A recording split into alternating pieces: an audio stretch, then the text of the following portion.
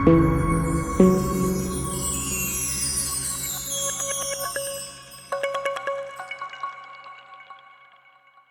Joshy Digital Podcast is proudly sponsored by John Mack Tires, delivering 24-hour tire services with quality you can trust nationwide, and Crossroads Advertising, helping make your business visible. Right, so welcome to the first episode of the Joshy Digital Podcast. My first guest, as you can see, Mr. Danny Jones. Appreciate him coming down today and being the first guest on the podcast. Obviously a big personality and someone who I've wanted to get on, you know. Yeah, no, I appreciate it. Like I said to a few people when you asked me, I was like, yeah, and I did say, that I don't know if I'd ever do one again after I did one. And one of the reasons that I said, yeah, go on, I'll come and do it for you, just obviously, as you know, I think you're a genuine guy and I like you. So I was like, yeah, I like what he's about. I like the movement. I like what he's trying to do. So I'm like, yeah, let's go for it. So, no, I yeah. appreciate yeah, that. No, it's same. Really yeah. That's it. That's a genuine answer. And I think that the first one I did, it was afterwards, because obviously everyone's their own worst critic. I'm sat there going, well, why did I not speak about that? Why did I speak about that? Why didn't I do it? And why am I sat like that? And just over-analysing things, and just so with the mindset I've got today is just come in, be myself, and just that's what I want people to do, because I want it to be where we're just chatting. It doesn't have to be like, I think sometimes you over-analyse yourself, and it's an afterthought and everything. Like looking at podcasts. Sometimes it is a bit daunting. Of course. And obviously, it's like people don't understand that, like, you think, oh yeah, you're just having a conversation, but you're aware there's a camera there, there's a mic there. You're like, what are people gonna see? People don't understand it. Like when I do the videos for corruption and the walk around and stuff, and you've got like Mengai or whoever on the camera, and they go, right, go, and like you're like, I can't speak. What's going on? Do you know what I mean? It's fucking nerve wracking, and people don't understand how nerve wracking it is, especially like. If you say, well, you're on stage, you're performing in front of hundreds, thousands of people, should be able to, and it's just like, it's a completely different, as soon as that camera glitch, that's what's like, it's draining, it's tiring, and people don't understand, because, as you say, you've got Danny Jones on. Danny Jones and Jonesy are two completely different people, and it's exhausting trying to keep up the act as such, because it is, and most people won't admit that, but it is definitely an act. But like I say, I think we're in the same boat. I just think I want to always give, especially the big ones that come in for me who are paying me a wage, I want to give them 100%, and I just feel if I give them 100%, I need to be like a professional level. I need to be straight headed. You took the words out of my mouth. It's more professional, innit? Do you know what I mean? Like this is where I'll not mention brands' names or anything, but there's certain brands that specifically say not drinking. Do you know what I mean? Like no drinks on the stage. This, because it's that image, innit? Yeah, if people are there to watch you ultimately, and that's not me being sort of blowing smoke up my own ass, because I'm not speaking about me personally. But if you're booked to perform, then the perception, at least, is that the people that are attending them gigs are there to see you or to see the act. It might not specifically be you. So they're watching you, all eyes are on you. And if you've got, I don't know, bloody can of Stella in your hands and whatnot. Do you know what I mean? One thing that I've actually been wary of myself recently is, like, I'm a absolute sucker for checking my phone and stuff. I'll be on stage. I think it's a nerves thing. I think it's like an anxiousness thing where I'll be like, right, I'll just have a quick check in my phone, and I'm like, but how does that look for the person that's watching? Because they're like, oh right, you just start looking at what's he looking? Is he scrolling through Instagram or something? Is he? Do you know what I mean? Is he checking his accumulator? Like what's going on here? So there's that, and then there's but. See, certain people pull this off. So with vaping, sometimes if I'm on stage or whatnot, and I'll do it, and I think to myself, oh fuck, again over analysing stuff. I think, how does that make me look if I'm doing that? But then I was on with Shugs at Corruption, and he looks cool as a motherfucker. He's like, he's sat there, he's got this vape, mate, and he's not even using his hands are on decks. He's going on, and I'm just like, some people just can pull certain things off, and other people just look like a dickhead. You know what I mean? Yeah. So we'll get in. We will 100% get into. yeah, that no, later I'm just on. obviously it was just related to it. Yeah, and I was going to relate back, but when we did that event, sure, because he was just like a bundle of energy. Yeah. Just like you can tell the reason he's where he is because he's just that person, that that bundle of energy that everyone is attracted to. I actually said to him on that day, I said to him like, fucking hell, I thought I had energy. You know what I mean? Yeah. Like, me trying to keep up with him as such, it was just a nightmare. But I'd met him previously and performed with him previously at Beatscape in Southport, and I'd never met him before. I'd heard the name, but I didn't know it was him. Yeah. A funny story actually. I was talking to him for quite a bit of time, like backstage and whatnot, and I didn't know it was him. I thought it was like the sound engineer or something. Like I was chatting to him, just going, he was he fucking. Does look like that kind of guy. He's sound as fuck. He really is. Yeah, he's a really nice guy. Sound as fuck. And I was talking to him for quite some time, and then I think it was something like, oh, I'm on soon or something. And I was like, on where? I was like, oh fucking hell, it's the headliner. Like me being oblivious to it. But yeah, he's a top guy. He's a good guy. I think as well, like when it comes to MCing. And being professional and stuff, I think some people, they don't see it as a privilege, where I see it as a privilege. Like there's so many talented people out there, from the MC point of view, because I can only ever sell you from an MC point of view. There's no point in me telling you about DJing because I'm not a DJ.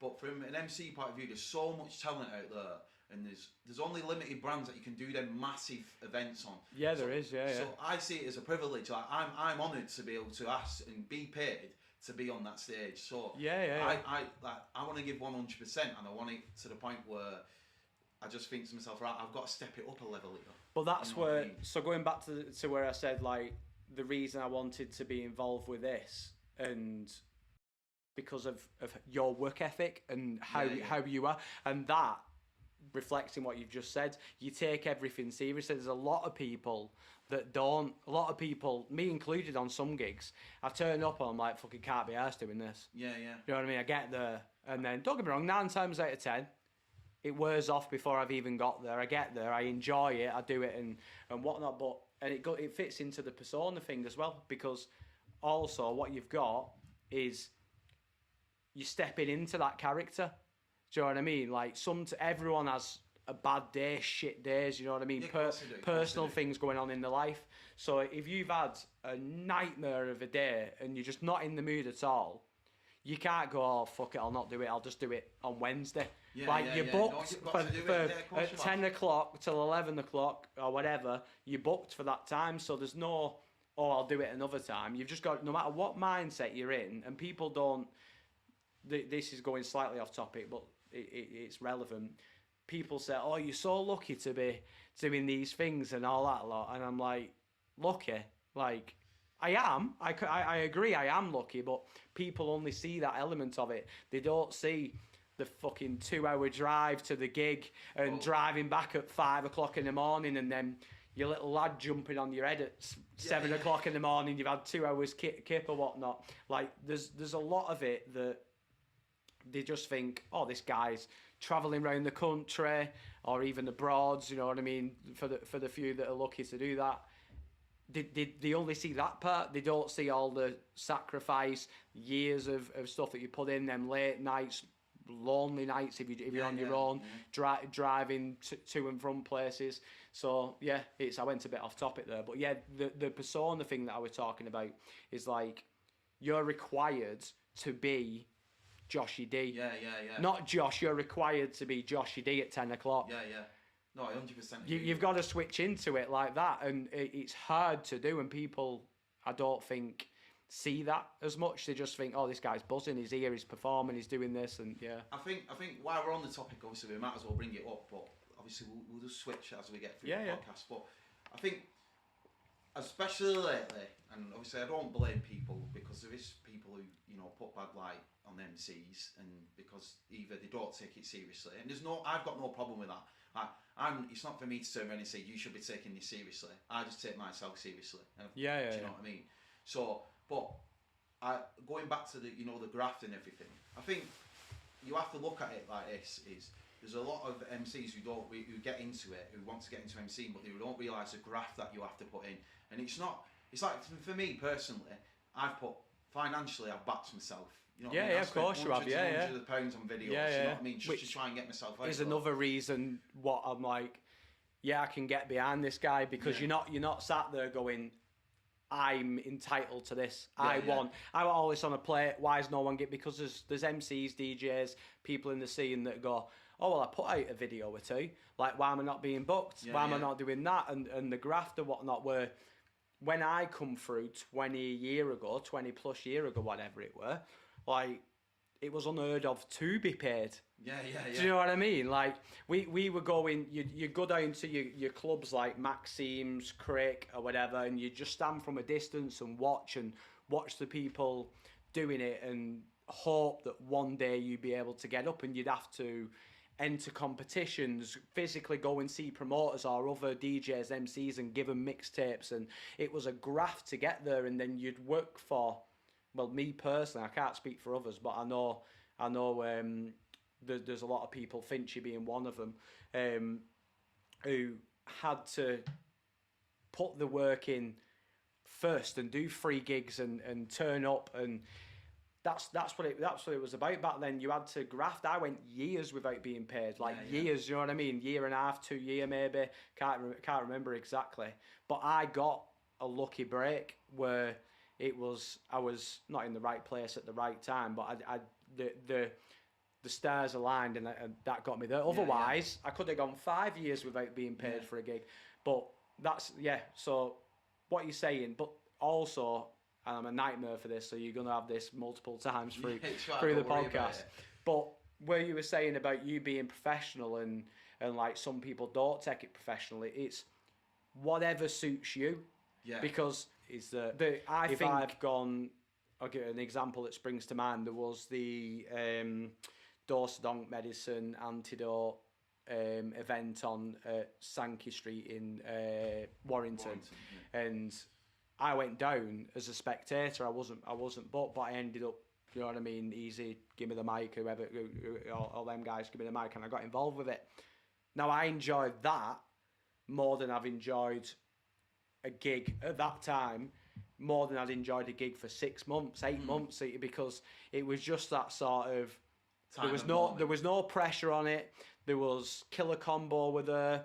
There was Viper with her. Do you know what I mean? Oh, we're gonna get you. And the full Antidote sort of movement, and I think that then becomes pleasure, because I weren't being paid for it. But that's when and jams at Pirate Studio, people's houses. You go, like that's the bottom line. Is that's where we all got into it. At some point, no one just went, I want to be an MC. Right, you booked at Pure. Next week. That's not how it happens. You started off with your mates in the bedroom. Me personally, pressing play and record on a tape cassette. Like that kind of stuff, and just jamming it, going round and I hate that word, jamming it, but just you know what I mean, just doing it for no reason. That's the best way to put it. Just enjoying it. When it comes to like MCing and stuff, I think people seem to forget, because obviously I know you brought a few names up there, but people seem to forget, like, you know, people like Fincher, Viper, Corver, you know, Master C. I'm probably missing loads of people out here. You know, like even the older school MCs like FEZ, you know, Wizard, all them sort of people. I think because they're not in what I call the content era. They seem to forget that these MCs, they put the absolute graft in. Oh, do you know more. What I mean? Like, they put more graft in. Because these are the people that would have been going Farrell as your, and I'm speculating here, I don't know 100%, but I imagine when he was first in the Cricketer, that he wasn't like there because he was booked, or it might not have been Cricketer, but whatever club. I imagine he would have been there because that was the place to go at the time.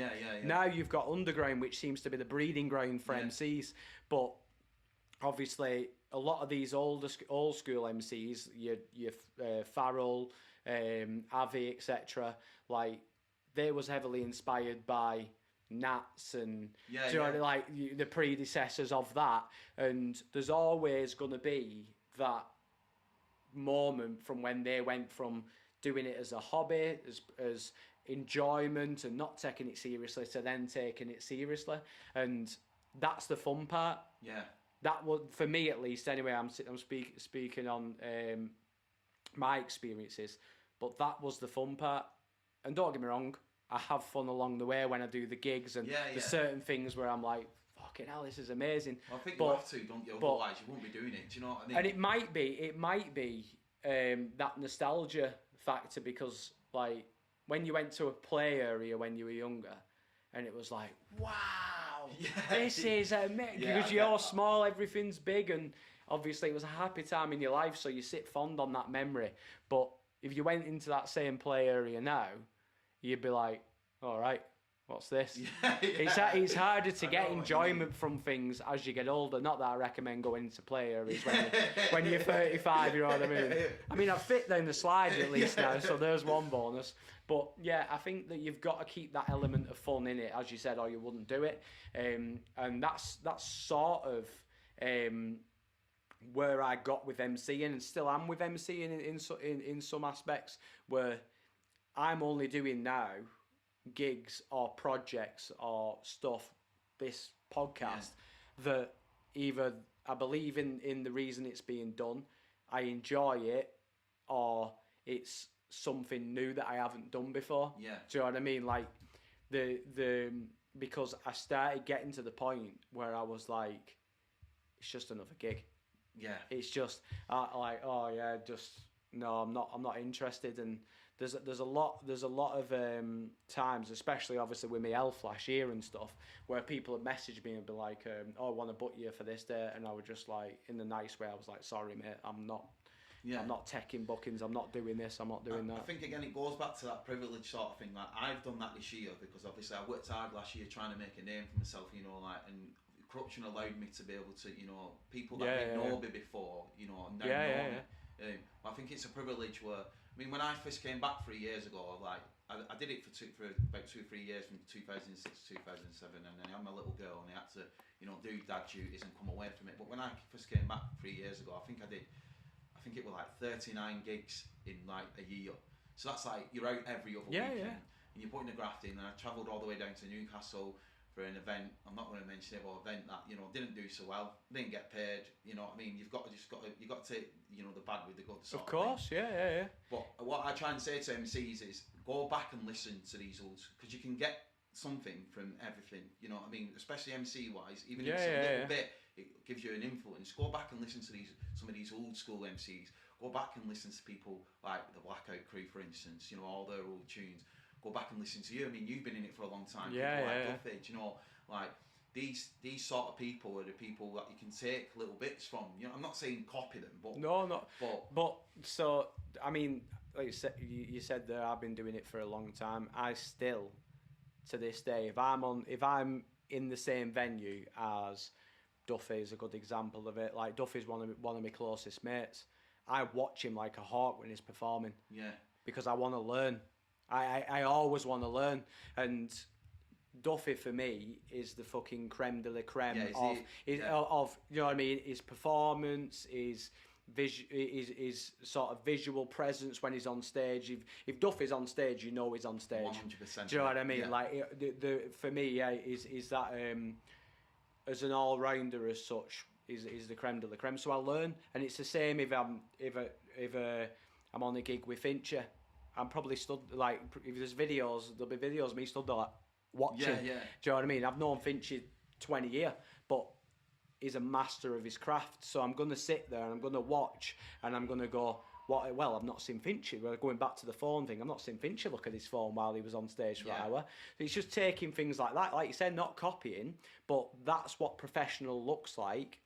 I want to be professional. That's what that's what the people want, the promoters want, because these are getting the biggest gigs. Your Finches, your Covers, you know what I mean?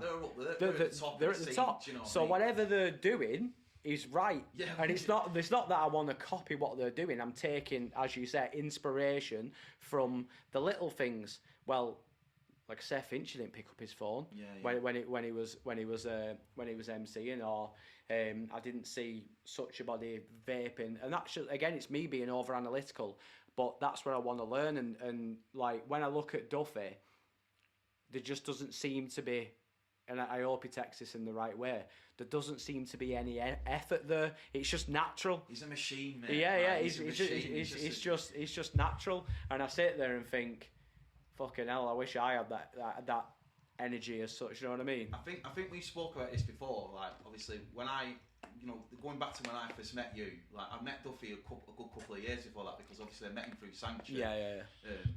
But we didn't talk like we did when I got to corruption.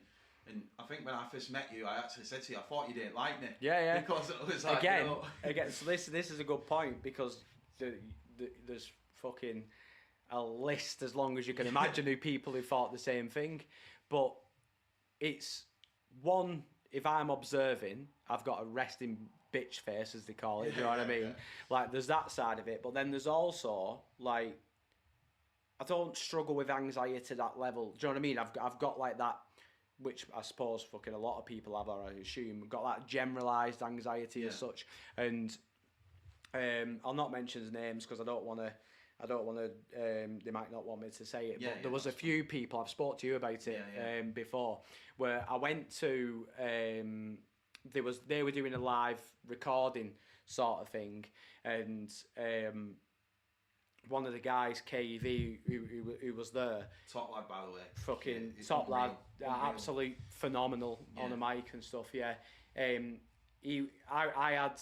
think it was I had me a night going on in Workington, and I'd booked him and said like, oh yeah, come up with me in the car. So I went down just to pick him up.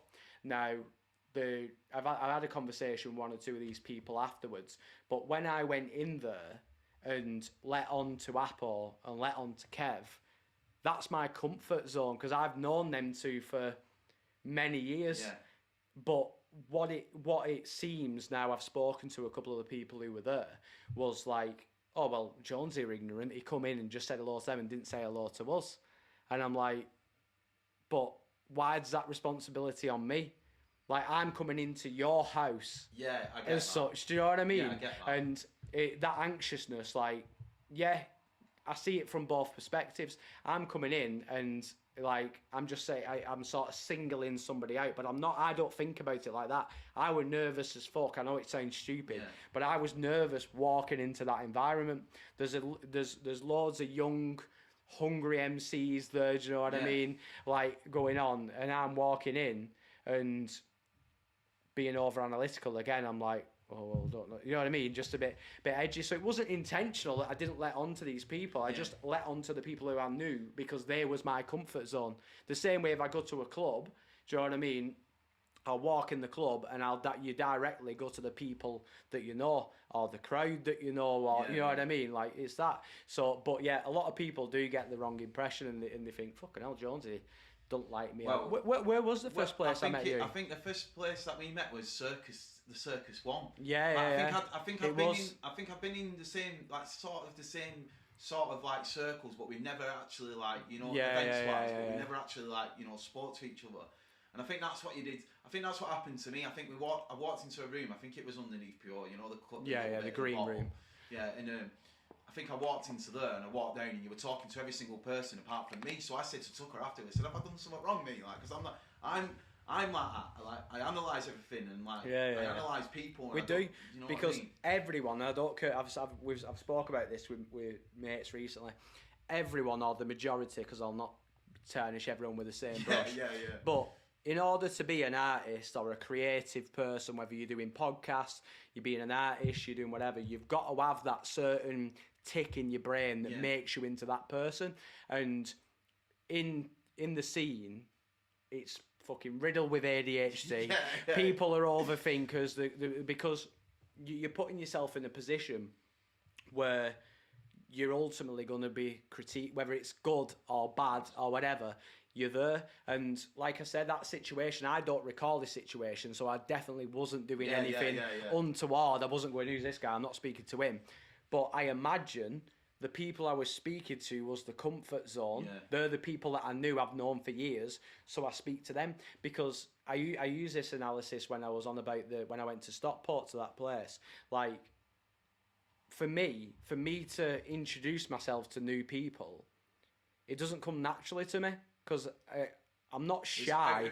It's out of my comfort zone. So why am I going to walk down into a room with people I don't know and be like, "Oh, how you doing? You all right? I'm Jonesy. I'm this. I'm that." Because it's just like my comfort zone, so I just wouldn't do it. But yeah, so I think that the most probable answer to why you thought that I would be like that was just that I was either in the zone because I'm performing, I'm speaking to the people in my comfort zone, and that's that. And that sounds a bit poncy, doesn't it, in my comfort zone? But it's true. Do you know what I mean? I'm an open book, or I try to be. Like, there's a lot of things, and one thing that I did being 30 onwards was, if I don't want to do something, I'm not gonna fucking do it. So because I spent years trying to please other people and do this and all that lot, where now I'm like, you know what? Fuck it. I'll still be a good person. I'll still be. You know what I mean? It relates back to me, that, because I struggled with that. The first year I came back, I was trying to please every single person, and I was looking for like recognition off the wrong people. And then when I got the privilege of doing the corruption stage, like when I first came in and I was looking for advice, like even though that first meeting I was a bit like, what have I done wrong here? Like, you and Duffy have been like a massive like positive to me. Like, the amount of time Duffy just sat down with me in the car and said like, well, why don't you look at it this way?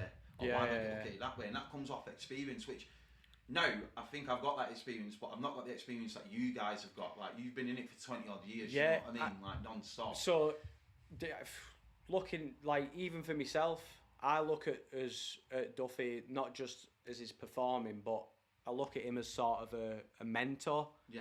Do you know what I mean? 100%. Because the reason being is because the guy's been there, he's done it, he's got the experience and whatnot, but he's also a straight talker, and he won't tell you what you want to hear. Yeah. When you're surrounded by your mates, and like I said, mates, using the term loosely, when you're surrounded by people you know, they'll tell you what you want to hear. Oh, I don't think you should do that because... sorry, no, they won't say that. They'll turn around and say, yeah, it's sick that, mate, blah, blah, blah. Yeah. Where Duffy will go, nah, you're wrong, Jonesy. Like, you shouldn't do that.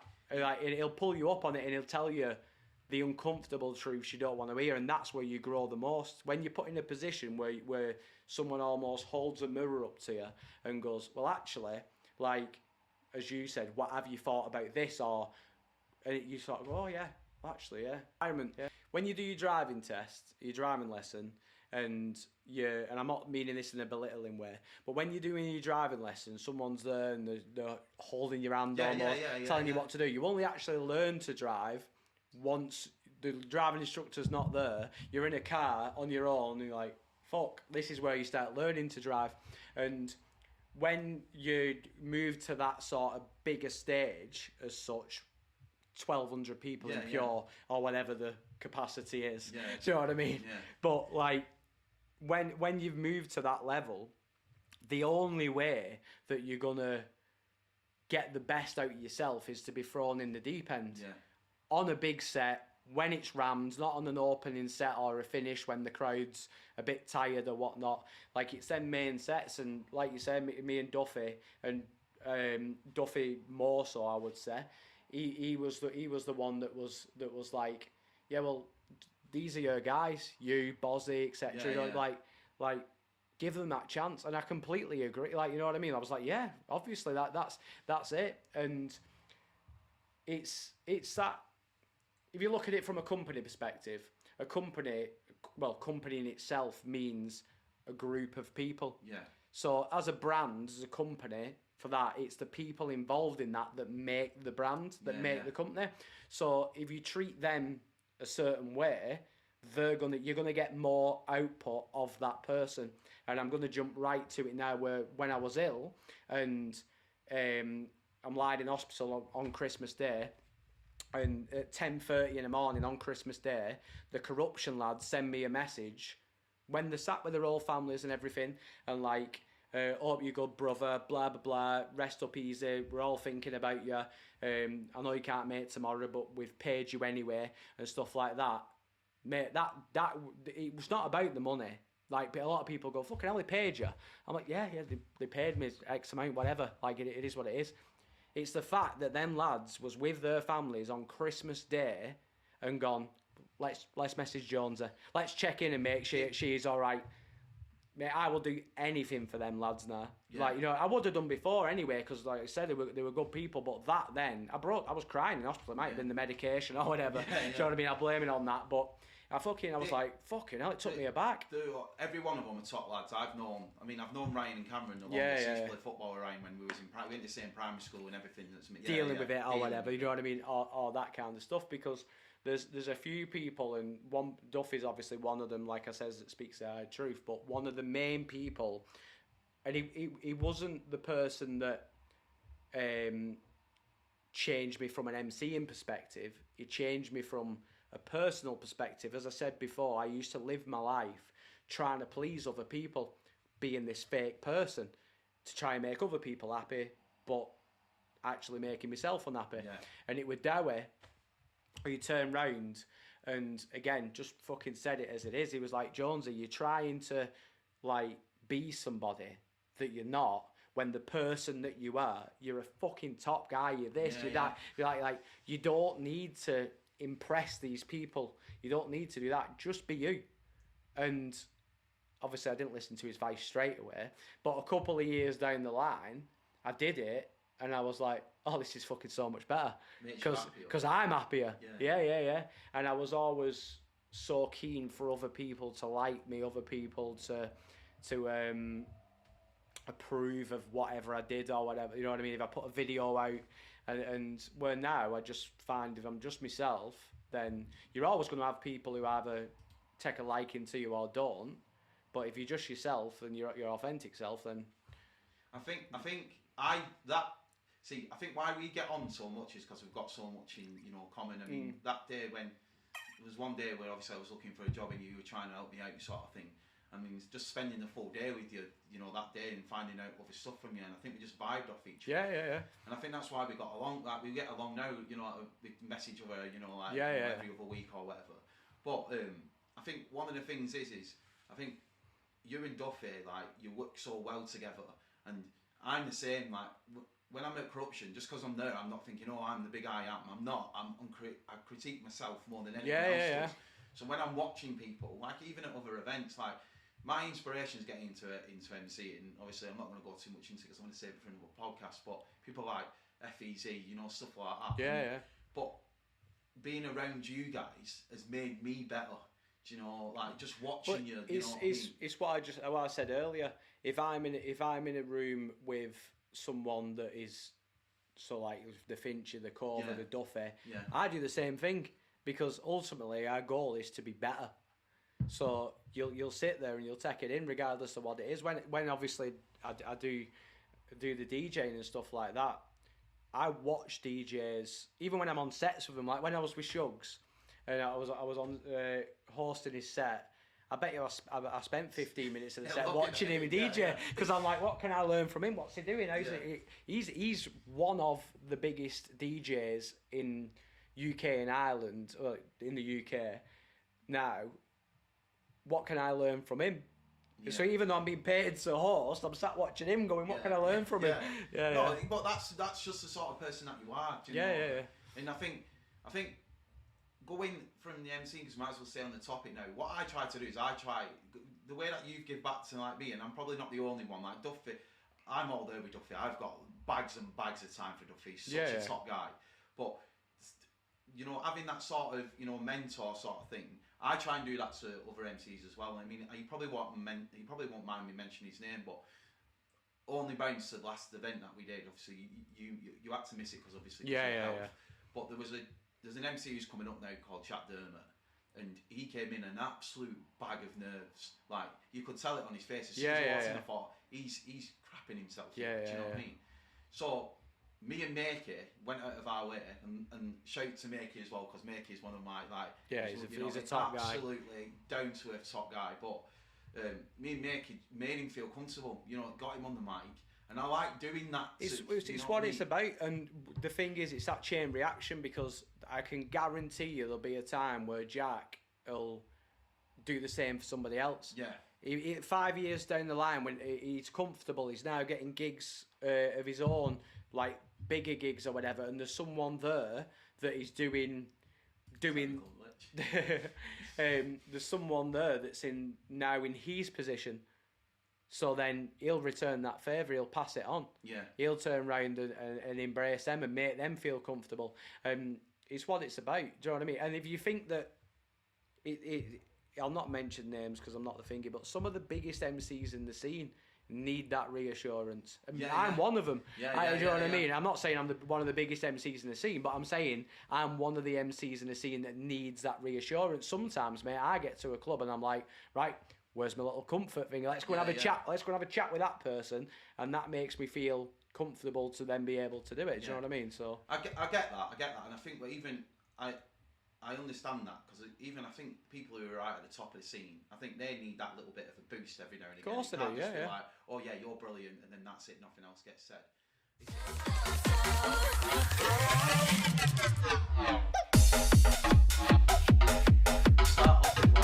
Start off with you know, how you got into it. I know something I found out when we had that, you know, that day. The YouTube stuff, which I didn't even know nothing about. You know? So tell us a little bit about that, and then. So it was actually in between that, the YouTube stuff. So when I was younger, I was a proper loner. Like, I used to go around the street on my own, collecting spiders and newts and stuff like that. Yeah. Do you know what I mean? Like the old people on the estate used to call me Spider-Man and stuff, because I used to go around collecting spiders and shit like that. And I was always just like, very much, I want to say popular, but I was also, and I'm still the same now. I like my own space and my own time. Do you know what I mean? I'm not. I need that reset of being on my own. But what happened when I was younger, and I started being around house parties, or you know, when you were kids and you used to drink on the streets and stuff like that, that's when I got introduced to the music side of it, as many people probably did, and it was like listening to MP3s on mobile phones, people sending around LimeWire, all that kind of shit, and show and stuff. Yeah. All that. But it was like Sparky D, Vapor, fucking Tom Zanetti, like listening to these people, and Eminem was one for me, where I think the first person I heard to rap was Eminem, and I ended up buying his album and all that. I was probably about 12, 13, I want to say, something like that. Listening to Dr. Dre and Eminem and Twista. They're the three people that I started listening to, and I used to try and do the raps. Do you know what I mean? I'd have cleaning up my closet on, and I'd be sat there in my bedroom just copying the lyrics and stuff like that. Well, we talked about this before. You told me that you used to do a little bit of rapping. Yeah. I mean, it's always been something that I've enjoyed, and I enjoy I don't listen to bounce MCs per se. Yeah. Occasionally I'll stick something on. Do you know what I mean? If there's a big project that's dropped and I go, right, yeah, I want to listen to that, I'll listen to it. Do you know what I mean? But vast majority of the times, and I just don't listen to that kind of stuff. I listen to grime, I listen to rap, I listen to a lot of, if I'm in the car, I'm listening to podcasts. Yeah. Do you know what I mean?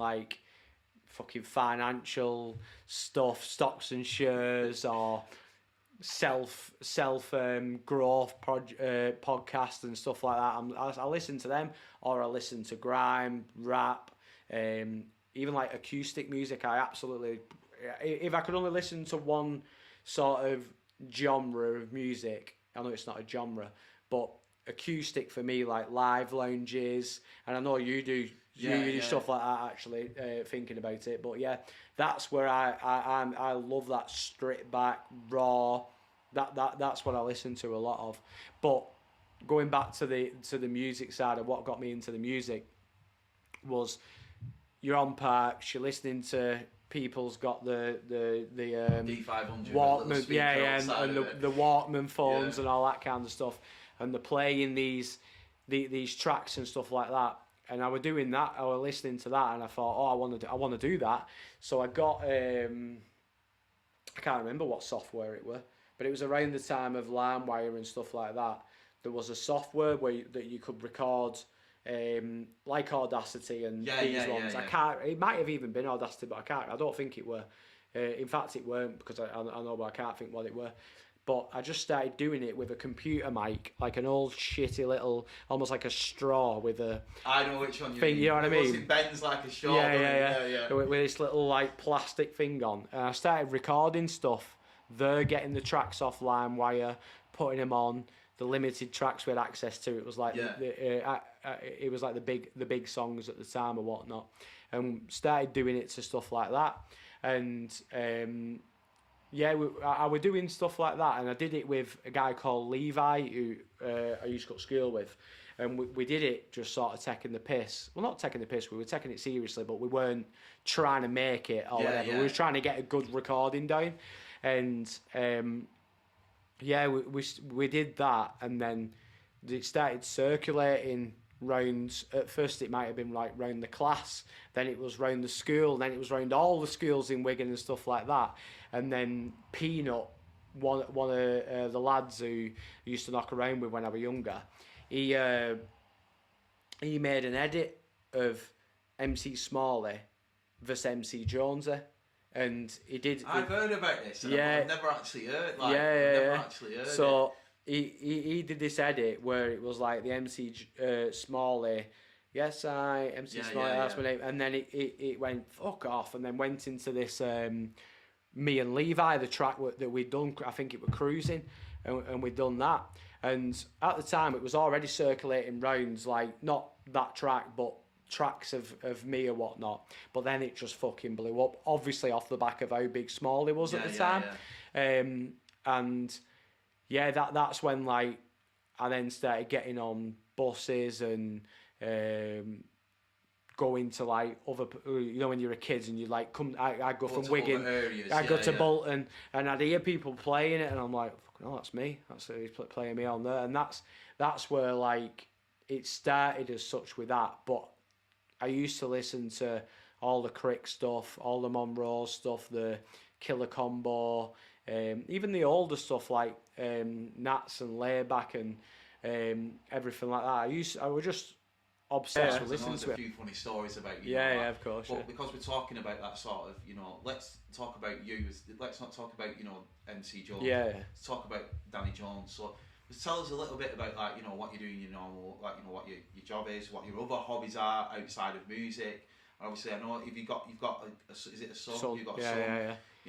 And just talk about who Danny Jones is rather than MC Jones. It's funny because when in my job, I work in the security industry, and I'm an account manager, national account, North account manager. I look after.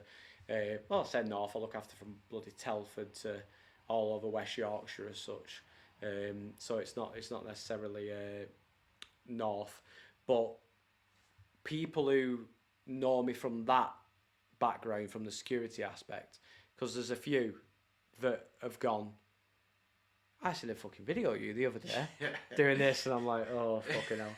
And they go, I would never put you as that person, the person that I know that's coming into work doing monthly SLA meetings and fucking risk assessments and sitting in front of clients trying to be professional and all that lot. And they're like, is a million miles away from the person that's on stage. And then when people speak to me in a club or in the scene and they find out what I do as a job, they're like, I could never picture you doing that. Like, they're so polar opposite. And again, it's that sort of multiple personas sort of thing where it's it's just a completely different world. Do you know what I mean? Yeah. So yeah, I'm an account manager, and I work in the security industry. A lot of boring shit, but a lot of sort of behind the scenes stuff as well, which is interesting and that. But also, I don't know, like when you say hobbies, I feel like if you're lucky enough to have multiple hobbies at 35, then you're doing something right, because I don't have time to do shit. I'd say the only sort of hobbies that I have outside of music is I like stocks and shares, and you know what I mean. Fair enough. Like that. I'd say that's a bit of a hobby. It's a bit of something that interests me. Is there anything that you like? Is there anything that you like to do? So like, is there anything like do you like to go, hang around with mates? Oh, I fucking love doing loads of stuff. Yeah. But the chance I get to do that is normally squeezing it. So I built my whole social life around food, which is why I ended up at fucking 20 stone or whatnot, you know what I mean? Yeah. A lot of it was... Well done losing all the weight, by the way. Yeah, no. But a lot of it was that, because I don't drink, I don't do anything, so it's like, right, well, my social life is going for a scran. Yeah. So like I'd meet up with my mates and we'd go Nando's, or we'd go try a new chicken place, like a new burger place or whatever like that. So that was what I did in my spare time as such. We'd go out and do that. But yeah, I think hobbies now, DJing, because that's outside of MCing as such, but DJing is something that I'll sit at home and I'll do with no crowd, and just because I enjoy it. And again, I don't get to do that much. I've not fired my decks up in God knows how long. Stocks and shares, sort of, I'd say the main one, and it might be because, because I was doing it slightly before that, but obviously with my health and stuff like that, is I go to the gym. I'm into my fit. I've only just recently started back. If you sat there going, you go to the gym, you know what I mean? Yeah, I've only just started back because of the operations and stuff.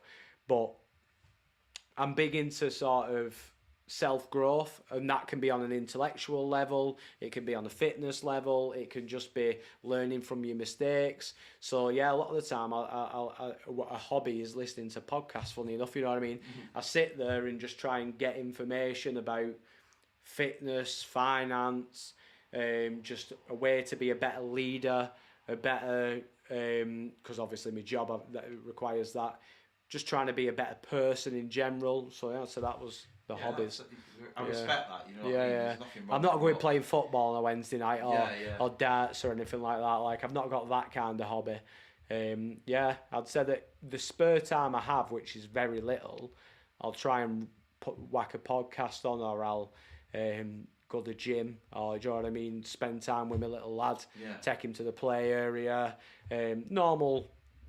I said boring shit. It's not boring. Obviously, it's the best times, but boring stuff, ordinary day-to-day stuff that everyone's doing. Yeah. But like I said, don't get me wrong. My fondest hobby as such is spending time with Grayson. Yeah. I don't get to do I do it as much as I should do? Do I get to do it as much as I'd want to? No, but yeah, that's definitely one of the... It's a privilege being a fan. Yeah, it is. It really is. And it's tough. Yeah. People don't, like... Whenever people spoke about... Because obviously I'm quite late to the party, you know what I mean? I had a kid, he was born on my 32nd birthday. He was actually born on my birthday. Right. So, but yeah, I was quite late to the party, and I'd heard people talking about, like, oh, it's hard work, it's this, it's that, and yeah, it's a graft, to say the least, especially now he's free and everything's just it's like wait till don't say this because everyone says wait till this. I've got a girl at 18-year-old and like wait till she get 18 and she's like, can I have Park Live tickets? Can I have this? No, it's got to get better. I'm not having it. Do you know what I mean? When it was the I don't know, trying to get him to eat things and stuff like that, and learning to be a new parent and stuff like that. I thought that was the hardest bit, and then it was when they start walking, I'm like, fucking hell. So you go to that, and then it's now he's free. I'm like dealing with this teenager that's a 3-year-old. He's ginger as well, so he's got the temper. You know what I mean? Just like picks stuff up and lob stuff and that, and I'm like, Ooh, it's tough. It is a test, but I think again it helps with your personal development as well. No, of course it does, and I think that the hardest part of being a parent is trying to juggle everything else 100%. that you've got with it. So, because like I said, my mind, I want to be doing a million and one things when I'm only capable of doing 100 things. But 99% of the things that I want to do don't get done because I'm too fucking juggling too much shit. I always make myself feel a little bit like guilty because I always think to myself, oh, do I need to spend more time with my kids? Like, and I spend a lot of time with my kids. Like, I make sure, like, I've got Joshua into drumming. You know, I got Brooke into singing at one point. She sung on a couple of my tracks. But Saturday morning is with Joshua because he plays football. Now I play football still on a Sunday. I've played it since I was 6-year-old. I'm playing an over 35 team now. But I enjoy football on a Saturday more than I do playing it now. Yeah, because it's hard time together. You're getting your pleasure from watching somebody else. Enjoy. That I love. Yeah. Enjoying a sport that I love. My dad brought me up to enjoy football. Yeah, well, it's a blessing, isn't it? Because you got that, and like I definitely, and I'll be the first to admit it, I don't spend enough time with him. Yeah. Do you know what I mean? Like, physically I do. Like, I'm there. Yeah. But mentally, I'm somewhere else. I'm thinking about this project. I'm thinking about work. It's being present when I'm there. That's one of my main things now that I'm trying to focus on, is being present when I'm with him, because I see him every night when I finish work, and do you know what I mean? At weekends, I'll take him to the play centres, or we'll go wherever. Go for a lot of the time. I'll go and pick Easy up or Rome up, and we'll go for food with me, Grace and Easy, me, Grace and Rome, Duffy, whoever. But I think that I just need to start spending more quality time.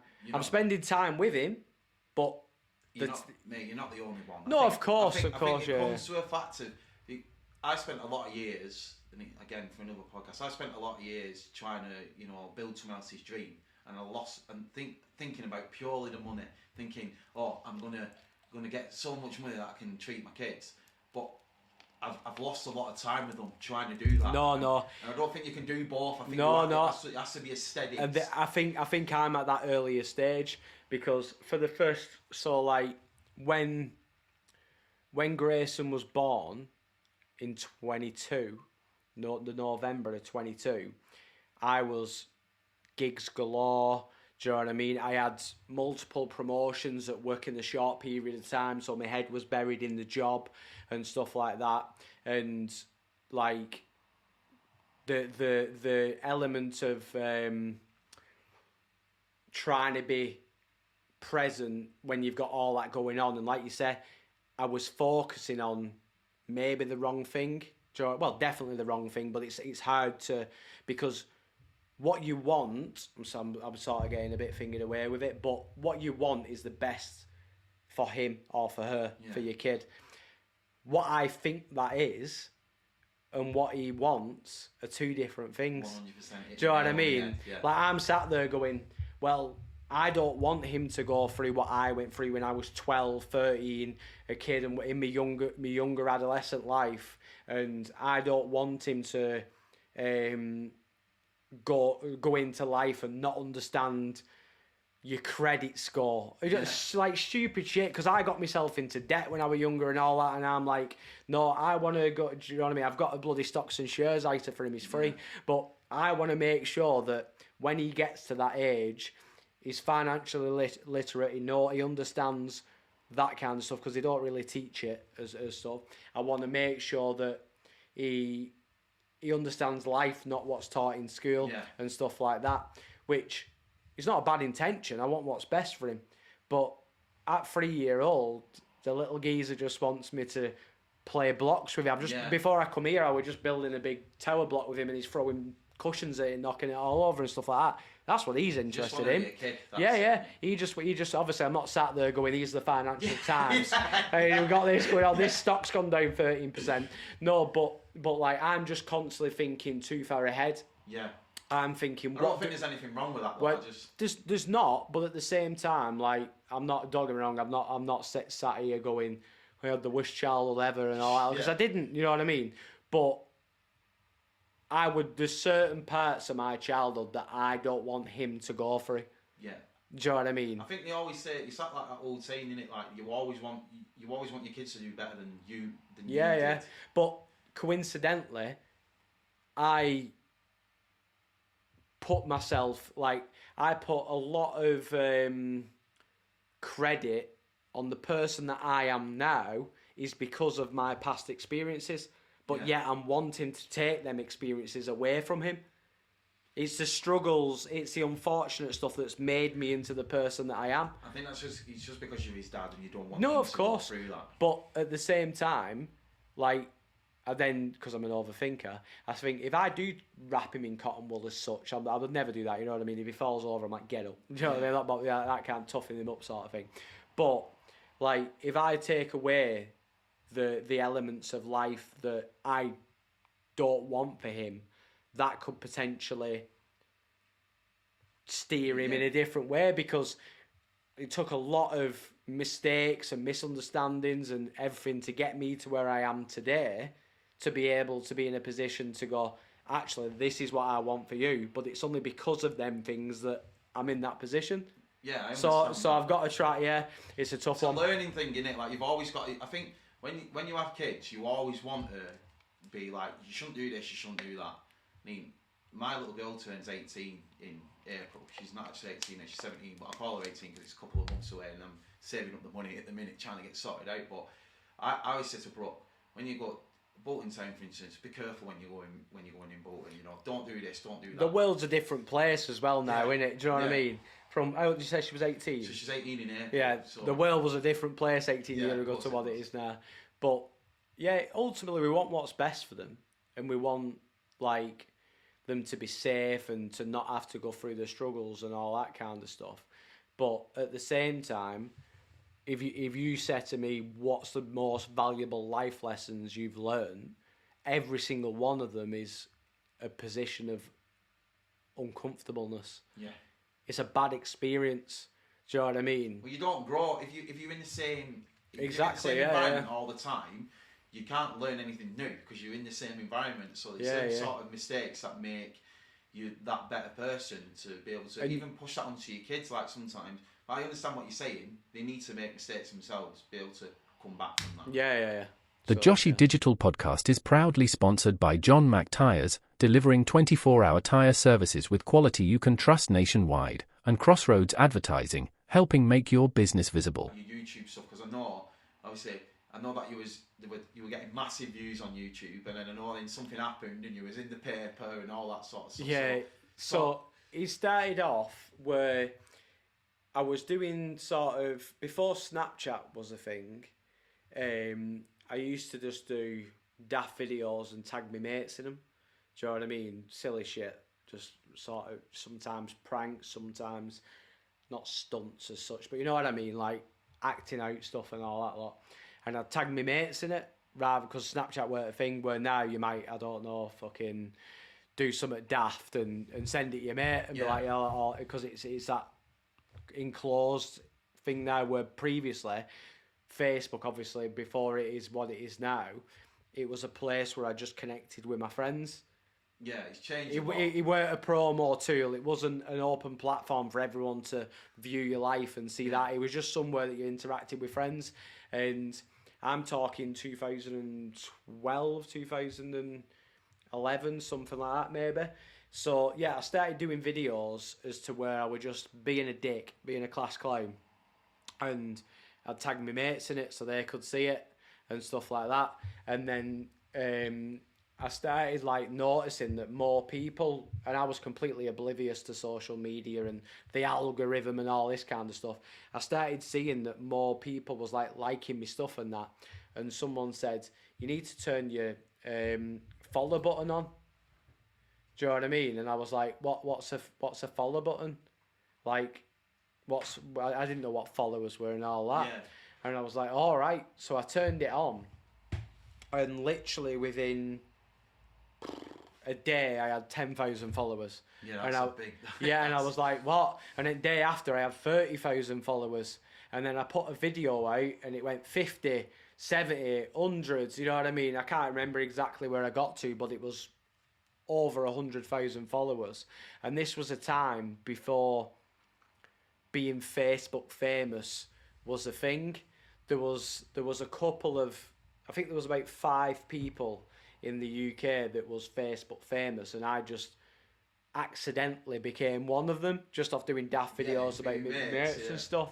And then the one that really blew me up was I was in a van, and I sung Tracy Chapman Fast Car, but I called it Fast Van and just changed the lyrics. You know what I mean? I've got a fast van, blah blah blah, and just sort of kept it with the same melody and the same sort of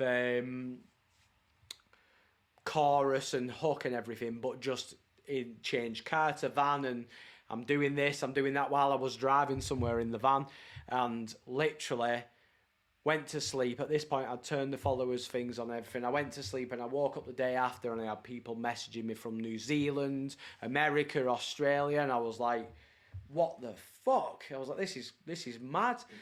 And it was, then people started reaching out to me to collab, you know, like other social media people and such, Facebook famous people and whatnot. They started reaching out to collab and stuff like that.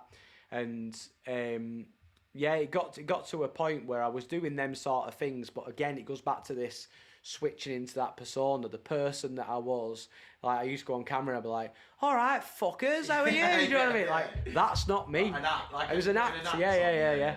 And when the social media wants you to perform, you're expected, like, people are going, when's he doing another video? When's he doing that? You have to be entertaining. Oh, it's hard to do. Like, it's hard to keep up that it's hard to show up that much, because at the time when you don't want to, you can't be arsed being all happy and thingy. You've got to do it to keep that algorithm going. And I was doing that, and I ended up getting traction from one of the big media outlets. I can't name the one for legal reasons, but they ended up reaching out to me and was like, we want to get you involved for filming, and the idea was that it was going to be like the Carpool Karaoke with James Corden, but like a YouTuber / social media Facebook thing, if one. So the ideas they threw at me was like, you go and pick up this YouTuber or this, you know what I mean, all that lot. So I was like, fucking yeah, obviously. Do you know what I mean? I'm thinking, I've made it, I've smashed it here or whatnot. And I went down to, can I say where I went down to, because it might give it away? No, I can, because there's more. I went to London, and they put me up in a big suite, like fucking massive hotel room. Well, it wasn't an hotel room, it was a suite, kitchen, bathroom, and I'm like, what the fuck? And we did a day of filming and stuff like that, and I was sat there, and I got back to the room, and it was the first time I had a Wagamama's, actually. I was eating a Wagamama's in the hotel room. I'd ordered it, and I was eating it, and the 6 o'clock news come on, and next minute my face comes on the news, and I'm sat there, I'm like, what? And it was like idiot driver, ambulance chaser, because I'd done a video where I was driving to work, and I'd gone, you know the quickest way to work? Follow that fucker. And I would like film myself following this ambulance, and obviously idiotic. Do you know what I mean? Like fucking stupid looking back at it. But that video wasn't made at a time where I was putting content out. That was one of the videos that I'd done for me mates. Right. That was from years ago. But now I got the traction and got the followers. They've obviously gone scrolling through the videos to see what other ones I've got. Found that. Like shared it up and that, and then next thing it's in on like Facebook news stories where they were you know, like the pages. So there was like an ambulance page, like emergency workers, and they're all kicking off, rightfully so. The agent that booked me to do the work rang me and was like, Danny, you need to get yourself out of London. And I'm like, but I'm filming tomorrow. I haven't received this upfront payment that you were going to say yet. And you were like, it's done. It's done. Like once they realise the person that they've got filming is the same person that's on the news, and they put 2 and 2 together, just get yourself out. So I was like, fucking hell. So I went home. Morning after, my mum wakes me up. I think she woke me up, or she shouted me from upstairs or something. And she was like, "The police are here." I thought, right, here we go. So I went downstairs, and it was like, right, you're under arrest. You're being cautioned. You're being done for dangerous driving, obstruction of emergency vehicles, speeding, going through red lights, blah blah blah blah blah. And I was like, how have I gone from potentially being the next James Corden to potentially jail time or whatever in the space of 24 hours? Gone right up there. And obviously, as life's gone on, this has happened multiple times where I've been at the top and then the bottom. And I was like, fucking hell. So anyway, it didn't work out too bad, because what had happened were I'd managed to get rid of a lot of the... Because like some of the claims, it was like you were speeding was one of the charges. And I was like, how was I speeding? The camera only showed the speedo at one point in the video, and I was doing 30, and it was a 40-mile-an-hour road. It was I think the police officer that actually arrested me and gave me the charges, because he'd never dealt with a situation. It was a very bespoke situation, so he didn't arrest me at the time of the incident. They arrested me. Videos of... It was years. I think. I can't remember exactly, but it was a while from when the actual video was recorded to when they arrested me. So it went to the normal court, and I've gone not guilty, blah blah blah blah blah, and then it escalated and went like higher up to the Crown Courts and stuff like that. And I don't know if it was the Crown Court or the system as such, but it escalated up after I put the plea in or whatnot. And I ended up having to say, well, I think that the reason that I weren't give my reasons. I didn't go through any red lights on the video, but you put red lights there. And anyway, long story short, I got rid of everything other than using a mobile phone whilst driving. So I managed to get rid of this list of 7 or 8 offences down to just using a mobile phone whilst driving. Now, the officer that had arrested me, the court had requested a statement of him to say what had happened. And in the statement, it was like, I was driving down the A49 Wigan. I was like, well, it was Warrington Road, Warrington, where I were. I wasn't even in Wigan, what you on about? When I seen Mr. Jones doing this, and I pulled him over, and I was like, no, you didn't. Yeah. So I was like, well, I'm using that as ammunition if needs be, because obviously he's just saying, can you do a statement for this? What happened ages ago? A lot of videos and then spot 2 and 2 together. But when he's been asked for the statement, he's probably thought, I can't remember what this is. I must have pulled him over. So he's just like a generic one. I pulled him over. I did this because, like I say, it's out the ordinary. You wouldn't go to someone's house for a driving offence. Down the line, a driving offence that is on video from a while ago. And then a girl, who I'll say her name was Kate, but I can't mention her full name. I probably can, but I wouldn't. Reached out to me and was like, all the videos and stuff and the pictures that have been used in the press and they've been used on ITV, BBC, Daily Mail, all that lot, that's your content. You're a content creator, that's your content. I can go and charge them for using your content. So I was like, what? Obviously, I didn't even know what a follower were 6 months ago. Yeah. So I didn't know about any of these legality stuff and all that lot. So I had to sign a document to say, I am the copyright holder of this and blah, blah, blah, blah, blah. Give it to Kate. Kate then went to all the media outlets and said, you've used my client's quickest way to get to work footage. You now owe X amount. And over them couple of months, it was, funny enough, the exact figure that I got, or near enough exact figure that I got, was meant to be the figure that I got paid off this big media outlet for doing this. But it actually worked out in the end. Yeah, I mean, it was only the upfront fee, but that's what I ended up getting roughly from. So I was like, all right, and I fucking hated doing it, hence why I didn't get back into it. Coming soon to Joshy Digital.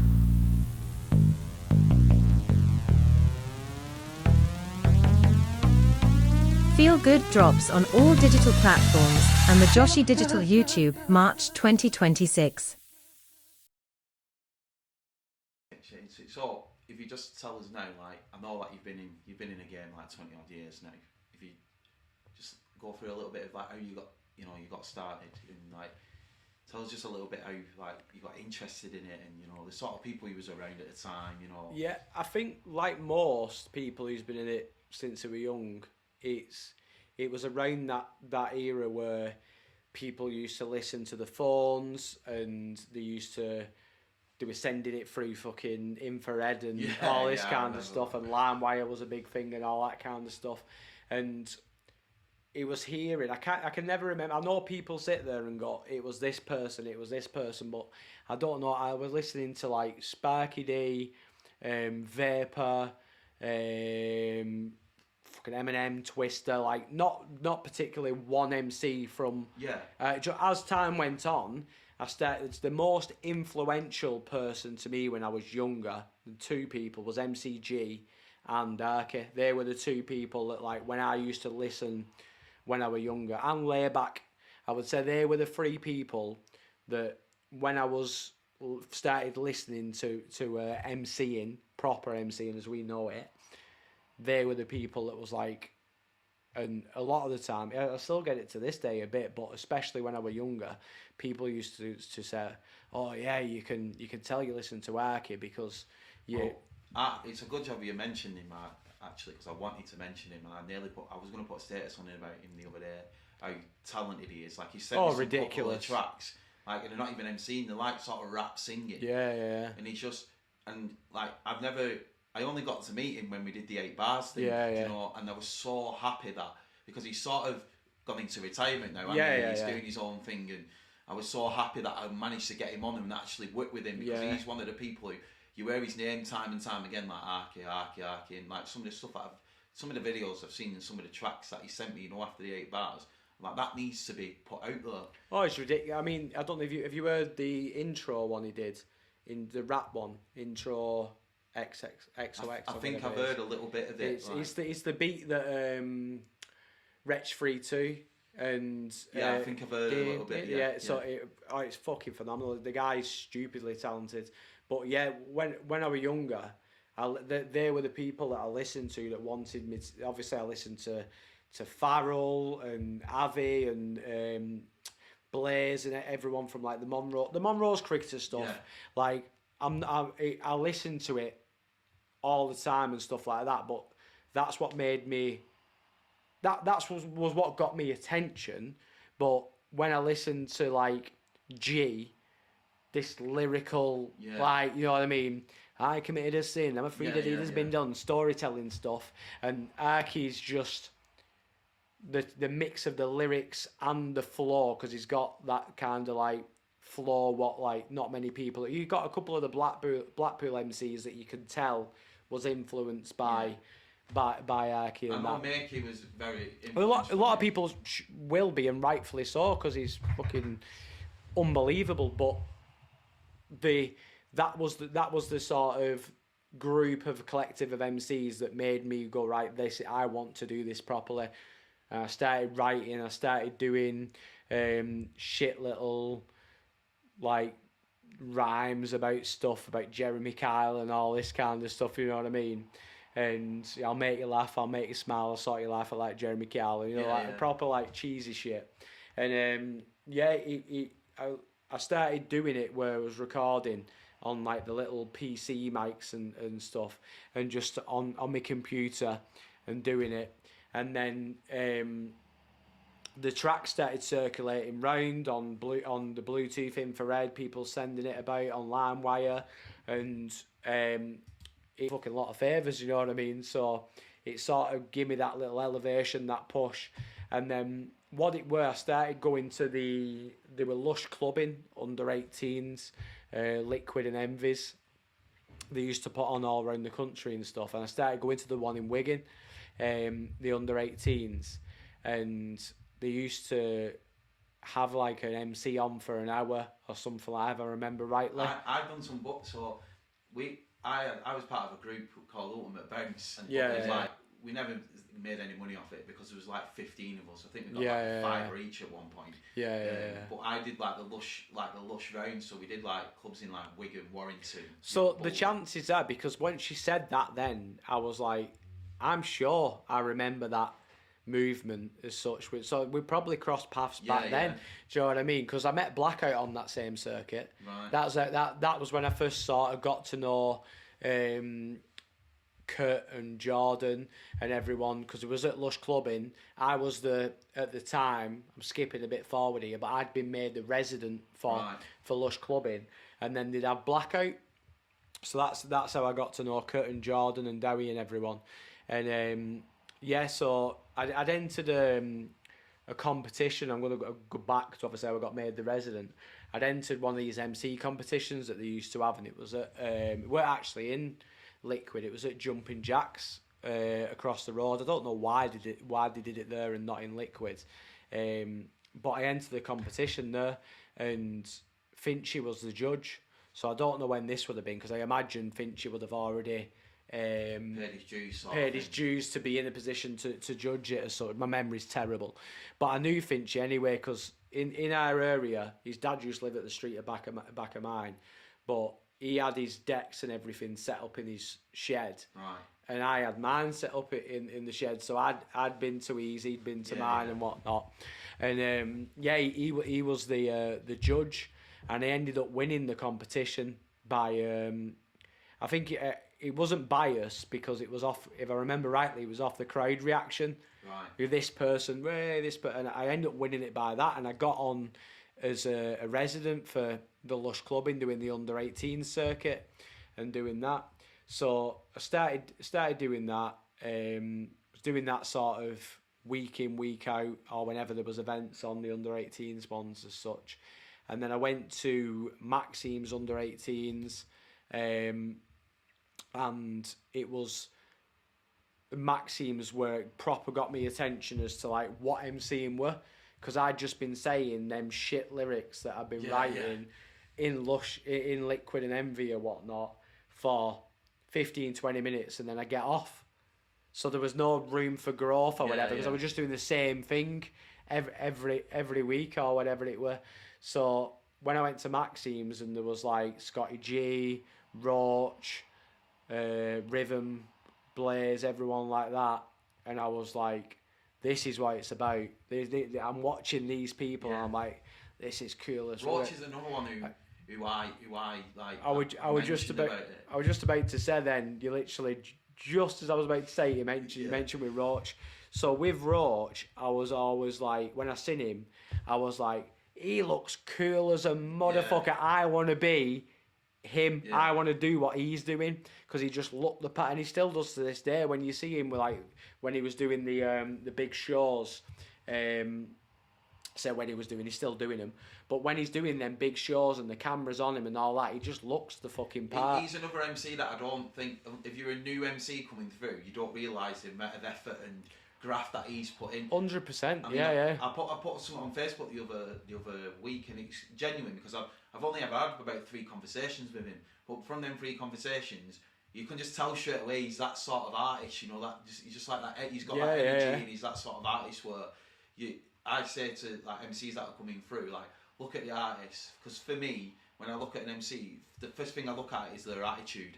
Do you know, their attitude towards MC? Oh, don't get me wrong, I'll not name people, but some people in the fucking scene, their attitude fucking stinks. Do you know what I mean? Yeah. So I wouldn't. I'd say you want to look at like what you want from it, and as we said earlier on, about the what you can learn from that person. Yeah. So when you see Ags Roach on stage, what from his game do you want to incorporate into yours? Yeah.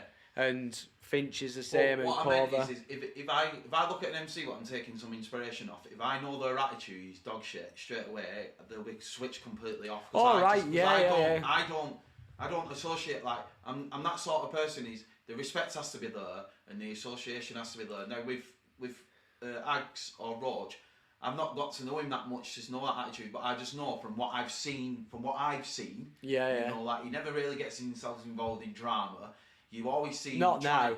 Yeah, but I don't know him from back then. No, do you know what I mean? In all fairness, and he tries inspiring people. Do you know what I mean? No, he is, and he's a massive credit to the scene. In obviously, so he used to run Collective Studios with Bam. Yeah, I've done a bit of work for them. Yeah. So he was very much. He's been around the youth club zone sort of thing, like inspiring people in that respect. He's a credit to the scene from a sort of inspirational standpoint and everything like that. And to be honest with you, when I did do Maxims back in the day, and for many years, so I took a big break. I stopped around about the time when the YouTube videos and everything was about. I stopped and I went back in 2017, and it was only at that point then did I start speaking to Roach and everything. Beforehand I hadn't, for whatever reason. I hadn't, so I only got to know him in the last, I say it like it was a month ago. 2017 was a long time ago, but he's a top guy, and like you say, he's got the right knowledge and the right experience from what he's done. That if you say a newcomer's coming into the game, yeah, definitely, because he does big festivals, he's been on tour with some of the top people, etc.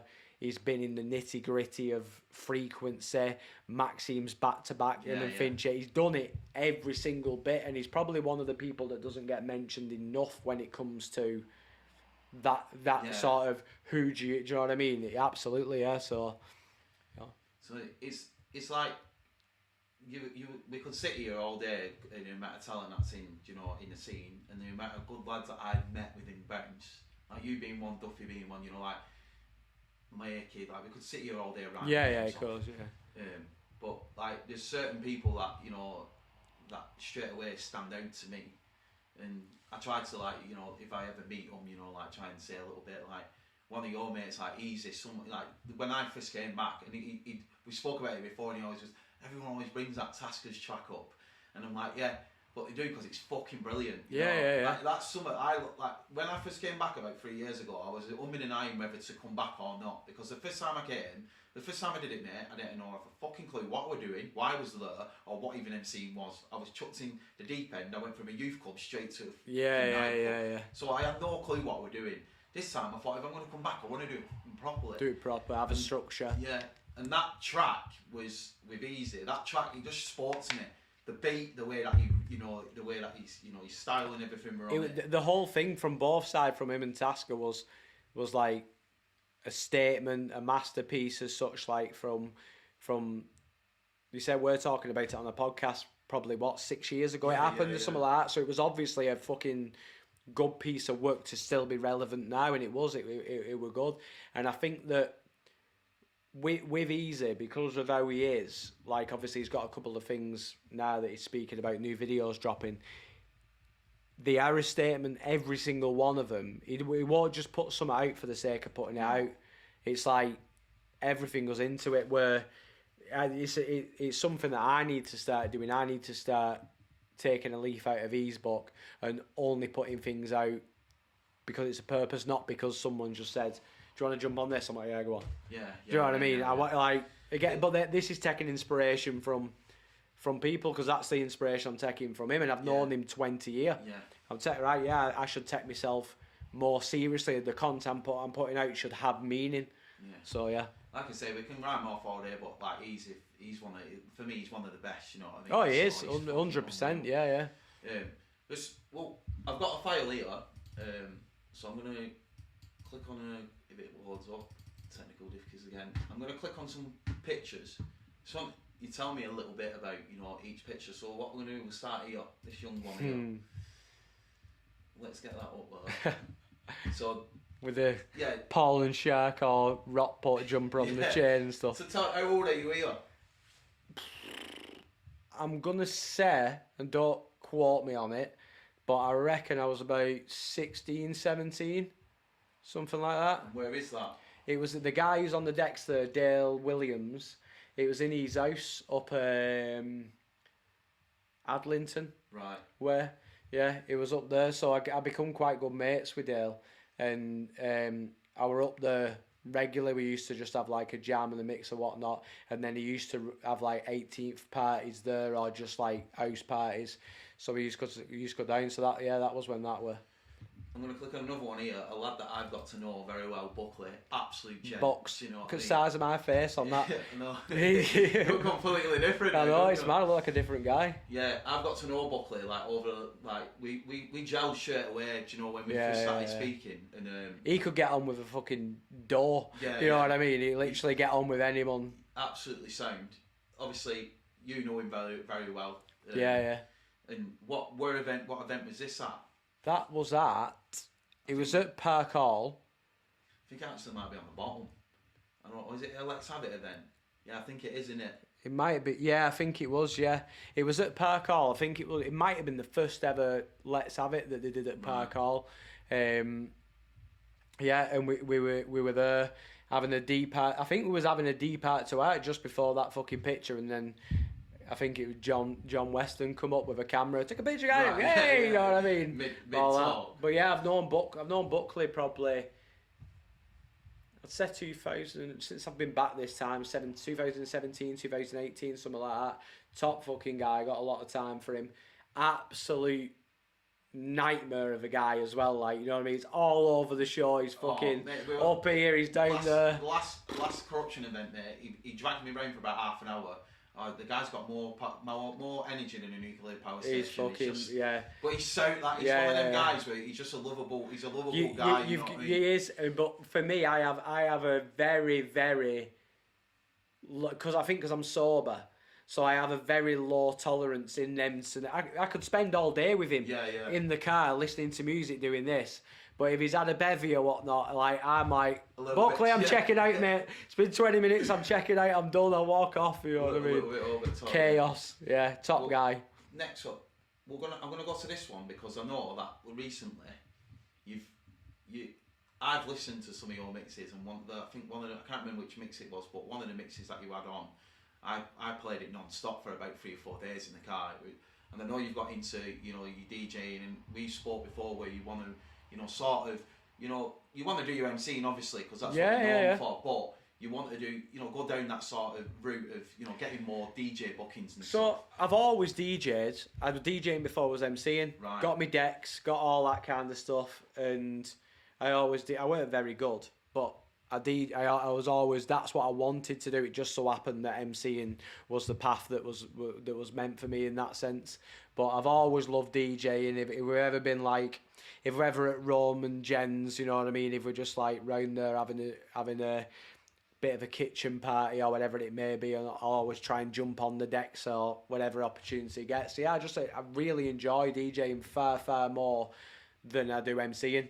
Like I've said that, yeah, because I think going back to that element of when you're doing it for fun, I've not got a business plan for what I want to do for DJing. I DJ because I enjoy it. Do you know what I mean? Like, you've booked me for events before and stuff like that, and you've gone, can you MC, blah blah. I'm like, yeah, I'll do a DJ set as well if you want. Like, I'll just chuck that in just because I enjoy it. I want to do it, so I'm like, yeah, I'll do that. Fair enough, mate. There's nothing wrong with that. Yeah, no, I just do what you enjoy. You know? Do exactly that. Do what you enjoy. We'll click on this one. Group of people here. And obviously I speak to Easy. I've spoken to him for the last 6 months. Something absolute guy. You know. Antidote. Yeah, Antidote crew.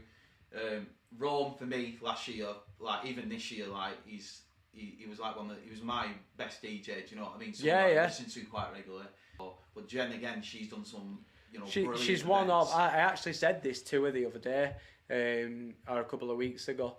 When it comes to knowledge of music and when to mix, how to mix, especially around classics and stuff like that, she is one of the best. Like for me, if classics, you've got Daz Birchall, Joe Taylor, John G, John Neal, Angel.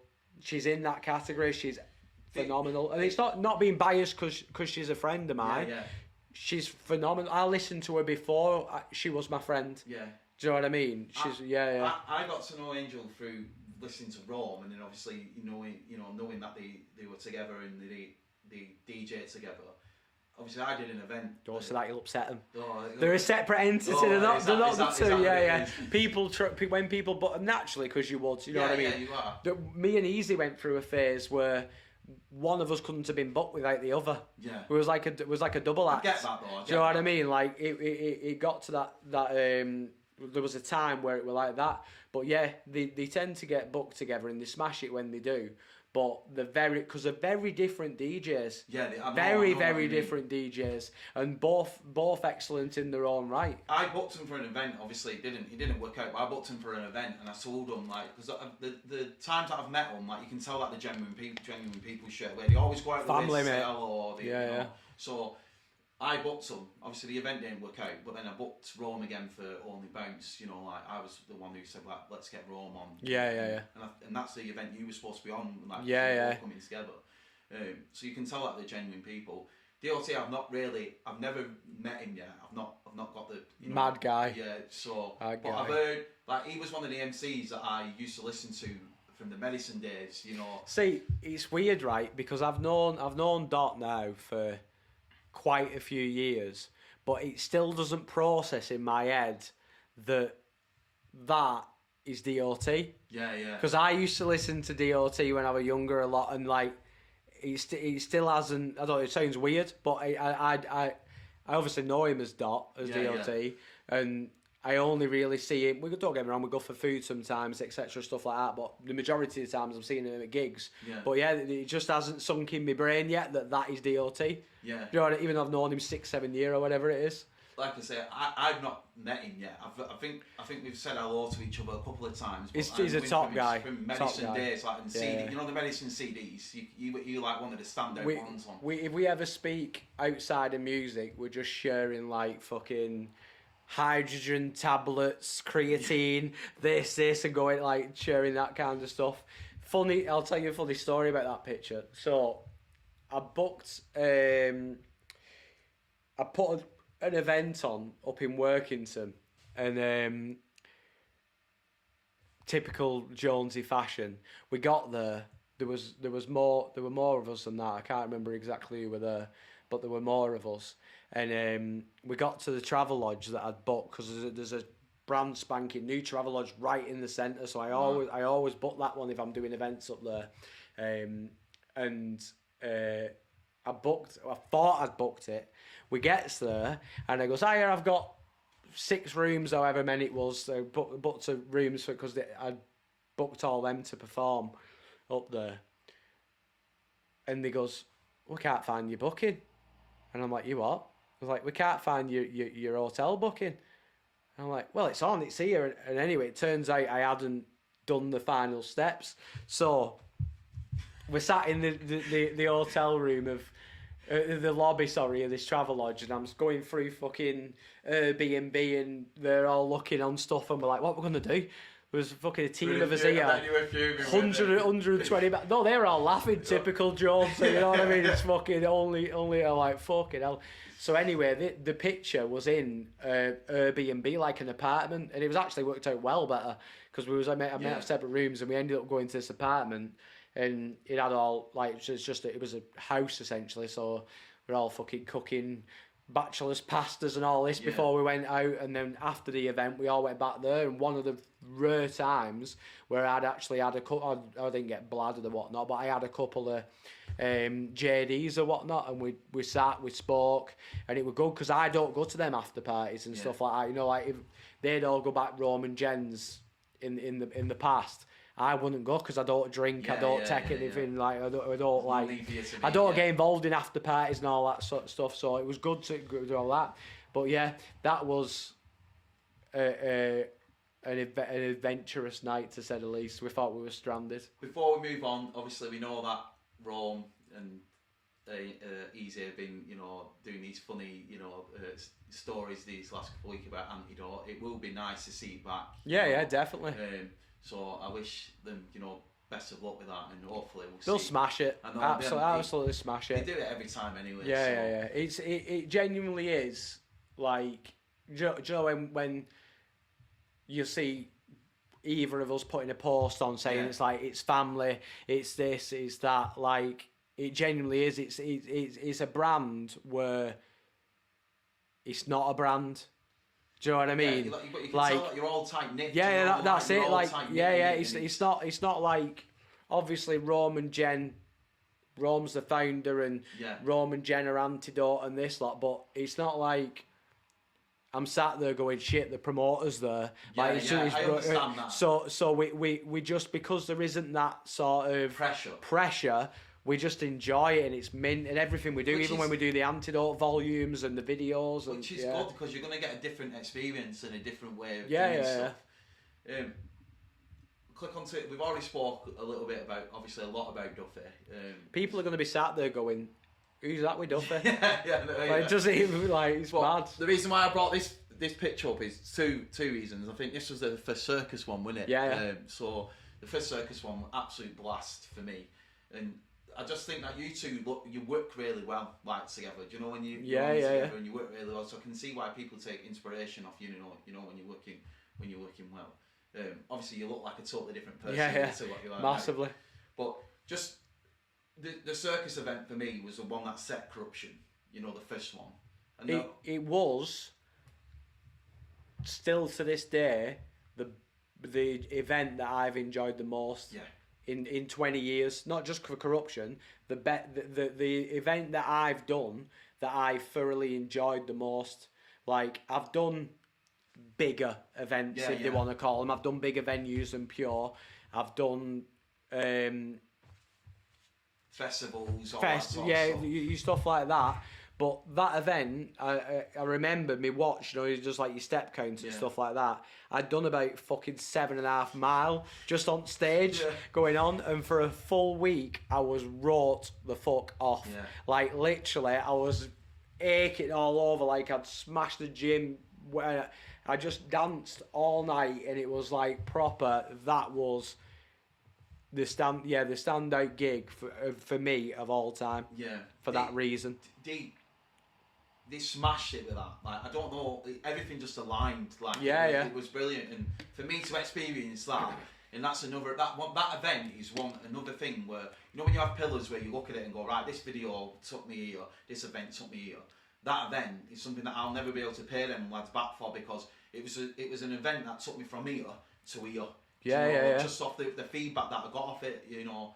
But I'm not going to hyper on, you know, too much. We said enough, you know, about, you know, corruption. We know they're brilliant, you know, they've done wonders for us. Yeah, like, and, I think that the whole movement around corruption and what they're trying to do without, like, because I suppose everyone's trying to do the same thing, but they're doing it to a level, like, look at that.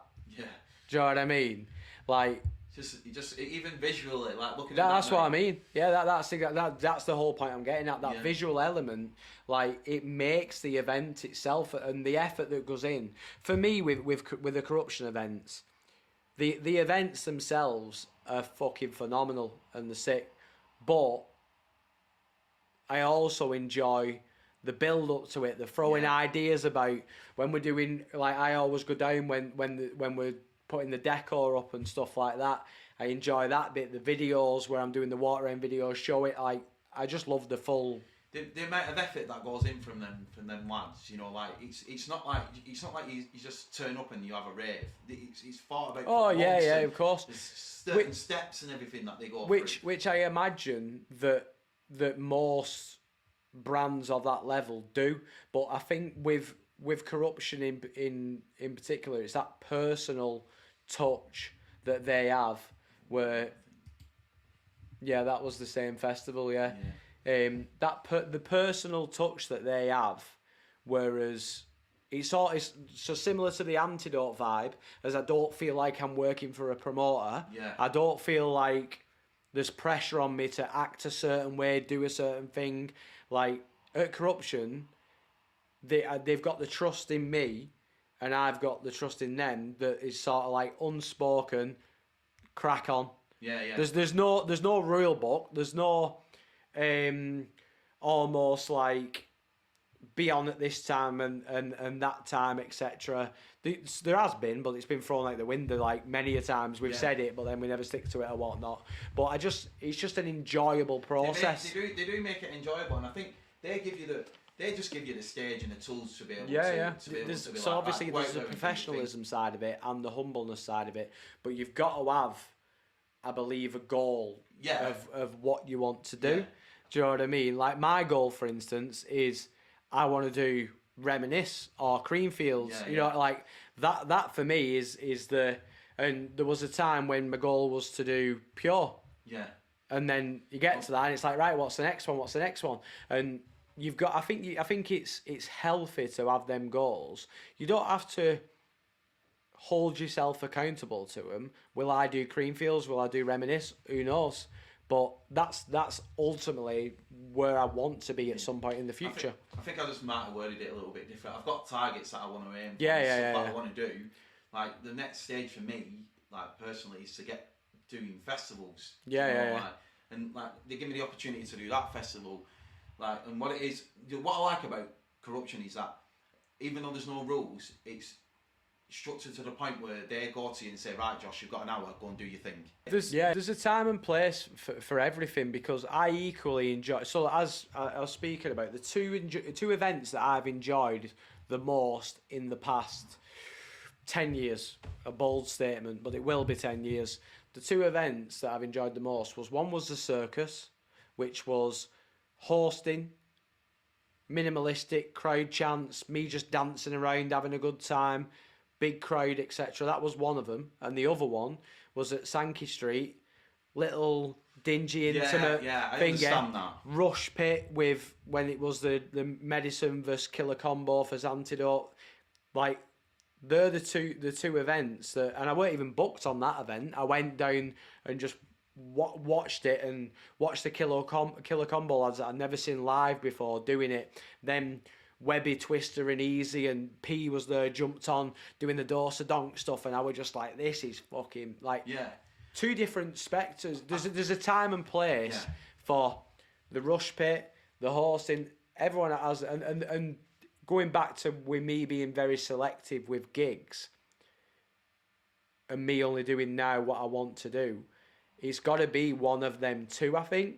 Yeah. Like, I'm not saying I won't do it unless it's Trafford Park with Shugs. I'm not saying that. What I'm saying is I've got to want to... I've got to enjoy it for me to do it now. So if it's a rush pit at Underground and going on, I love it, I'm there, blah, blah, blah, blah, blah. Underground is unique now because there's not many clubs like that anymore. There's not. Where you can learn your trade, you know what I mean? So it's a very unique club, that now, because it's not... It is the new, and it's a bit weird saying this because obviously as legendary as the clubs are, Cricketers, Monroe's, that's where a lot of MCs went through, and Underground seems to have slot into that little place where that's where they're going. There's a lot of MCs that I've when I've been in Underground, and it might be because it's a place where you've got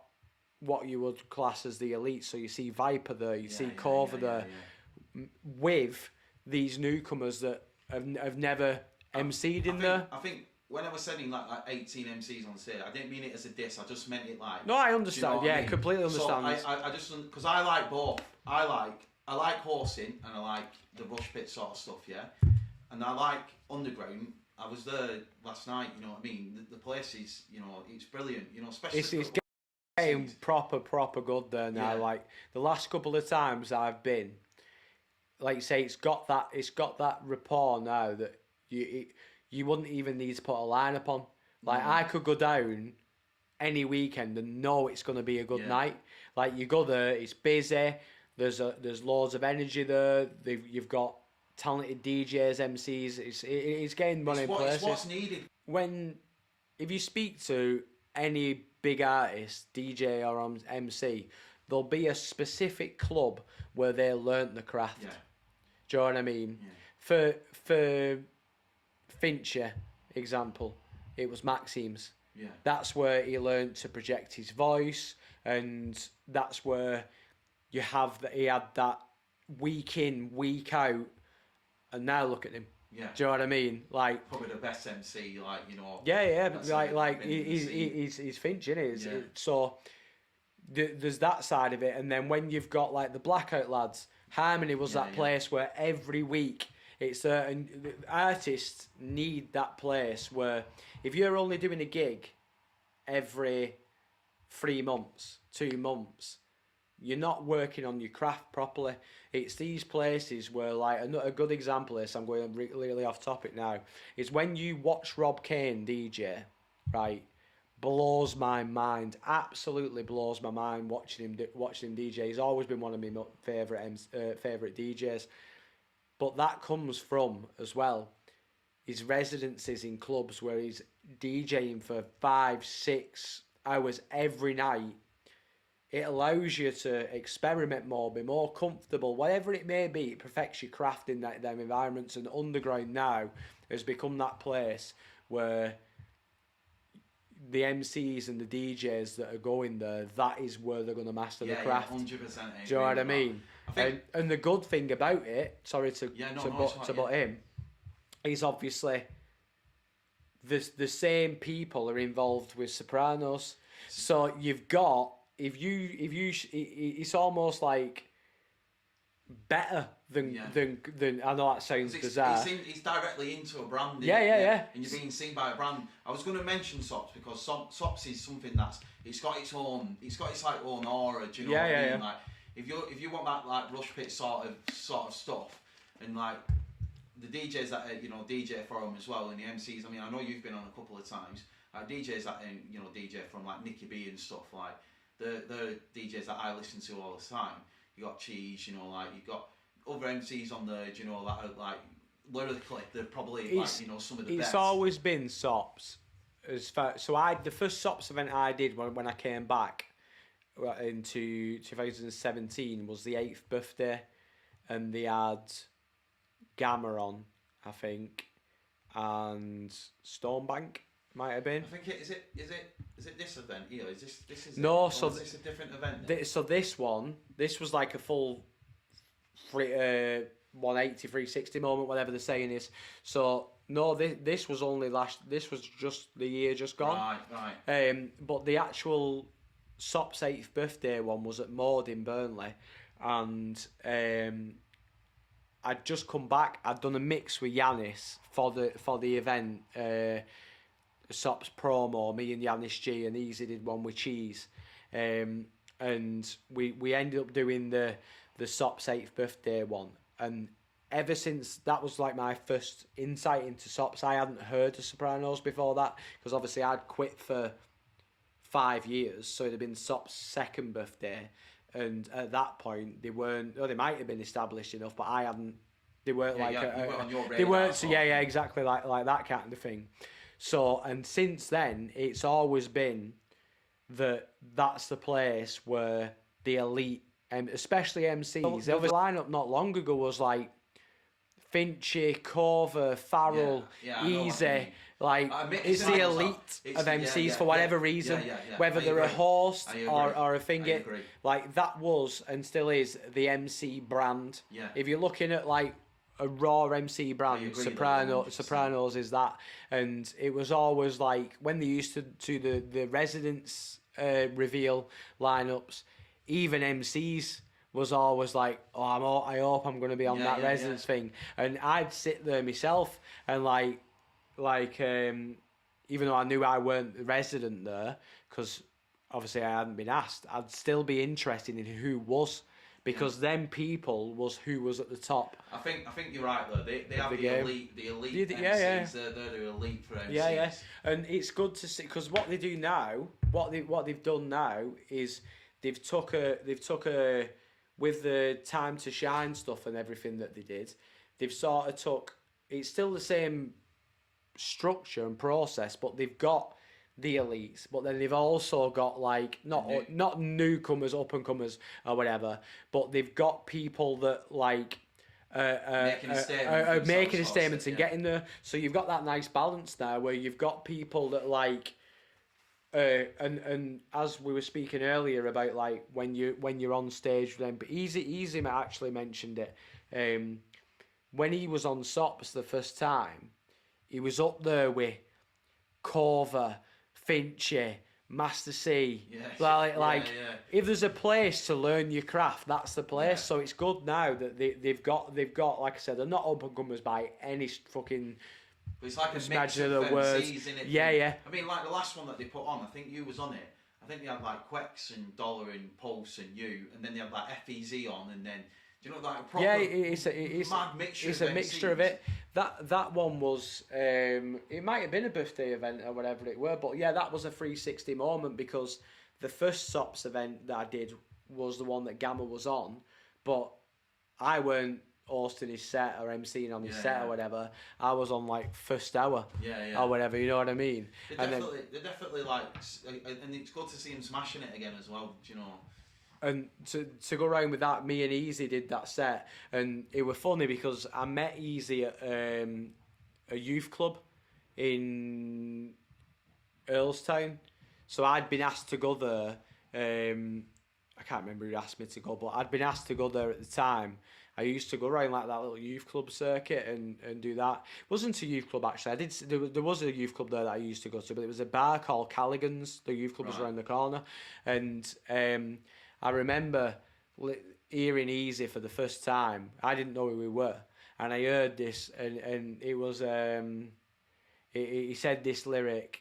So 2 birds I had to pull over. One was, and I was like, "Oh, who's that? Who's that?" Yeah. And that's when I first got to know him. And he said to me when we was on stage with Gamma that night, he turned round and he went, "Who'd have thought it? From Callaghan's to this." Do you know what I mean? And he was like, "Fucking hell, yeah!" Like, because you forget, you take it for granted the people that you've worked for or worked with along the way. You forget that you almost take it for granted. Like most people would be blessed to travel in the country. We all see it as an inconvenience now, but it's not. It's I've got a flyer, and on that flyer, it was from years and years ago. I think it was 2008, and on that flyer, there's Cheesy's on it and Kenty's on it, and I looked at it and I thought I can't remember because who they are now to who they was back then. Like, I thought, I've never been on a night with them two, and it's there in black and white, I've been on a night with them, so sometimes you don't realise who I imagine if you pulled up, like you said about the Lush clubbing, probably been in the same fucking club at the same time many a times, but only got to know each other in the last year or two, and it's crazy, but there's still people who like, I could walk past, so I have done many a times, but I could walk past massive DJs and not know who they are. Yeah. Do you know what I mean? Like people, veterans of the scene or whatnot. It's partly because I'm just absolutely laxy-daisy, but yeah, that was a class set that with Gamma. Talking about class sets, let's talk about this one. Mega. So the funny thing about this set, so obviously it was 20 years of MC Fincher, and I was booked to MC, so I weren't booked to DJ. Is the first thing to put out there. So what had happened was I'd gone down and we'd been MCing, me, Avi, Easy, Finchy, Race, Duffy, loads of us. Viper were there as well. There was fucking class, just like proper rush pit and all this. We'd started outside in the Beaver Bar, and then we moved into Reef. And Vapor, who, as I mentioned before, was one of the first MCs that I listened to. I fucking played, for a lot of MCs, played him on repeat when I was younger and everything. That Halloween tune that when I was younger, it used to just blast the hell out of that. And anyway, the Kenty was meant to be DJing for the set, and there was I believe roadworks, traffic or crash on the motorway, and he couldn't make it. And Finch come up to me and said, "Jones, have you got USBs on you?" And I was like, "I've got them in the car." And he's like, "You got like loads of MC heavy tunes?" I was like, "Yeah, probably, yeah, we'll have, yeah." And he was like, "Do you want to do Vapor's set?" And I was like, "What?" So like, honestly, I was there to MC. I weren't even meant to DJ for it. So I hadn't planned the set. I didn't know it was happening. Yeah. It got dropped on me on my toes literally last minute. I had to run to my car, get my USB, come out. But yeah, the feedback I got from it off people who was there and then people who heard the recordings and that was like, oh, you played the best possible mix that you could for Vapor. And fucking hell, mate, like he'd never done a bounce set in his life. And he come and there's videos, loads of videos. Duffy's just laughing because he's that sick. He took to it that well that we was all just like, how are you this good at bounce? Yeah. Well, he's just been announced for a thingy, hasn't he, for the Blackout. Yeah. So... And it's just mega. And it's good to see that someone of his calibre that is an absolute, well, the Don, obviously, is interacting and working on projects within bounce, coming down for Finch's 20 years, doing the Blackout stuff. Like, it's only positive for the scene. Yeah, 100%. Like, the exposure, and if anything, just for my own personal satisfaction to hear him emceeing on bounce, it just blows my mind. I think you've got an event coming up soon, 28th of March, at Pure for Corruption. So make sure you get to Skiddle, make sure you get them tickets bought. Don't get to Skiddle, come to me and I'll sort your tickets. To Jones, Come to me. Come to me as well. I'm supposed to get some tickets dropped off soon. So yeah. Yeah. Fuck the Skiddle fees, come direct. Yeah.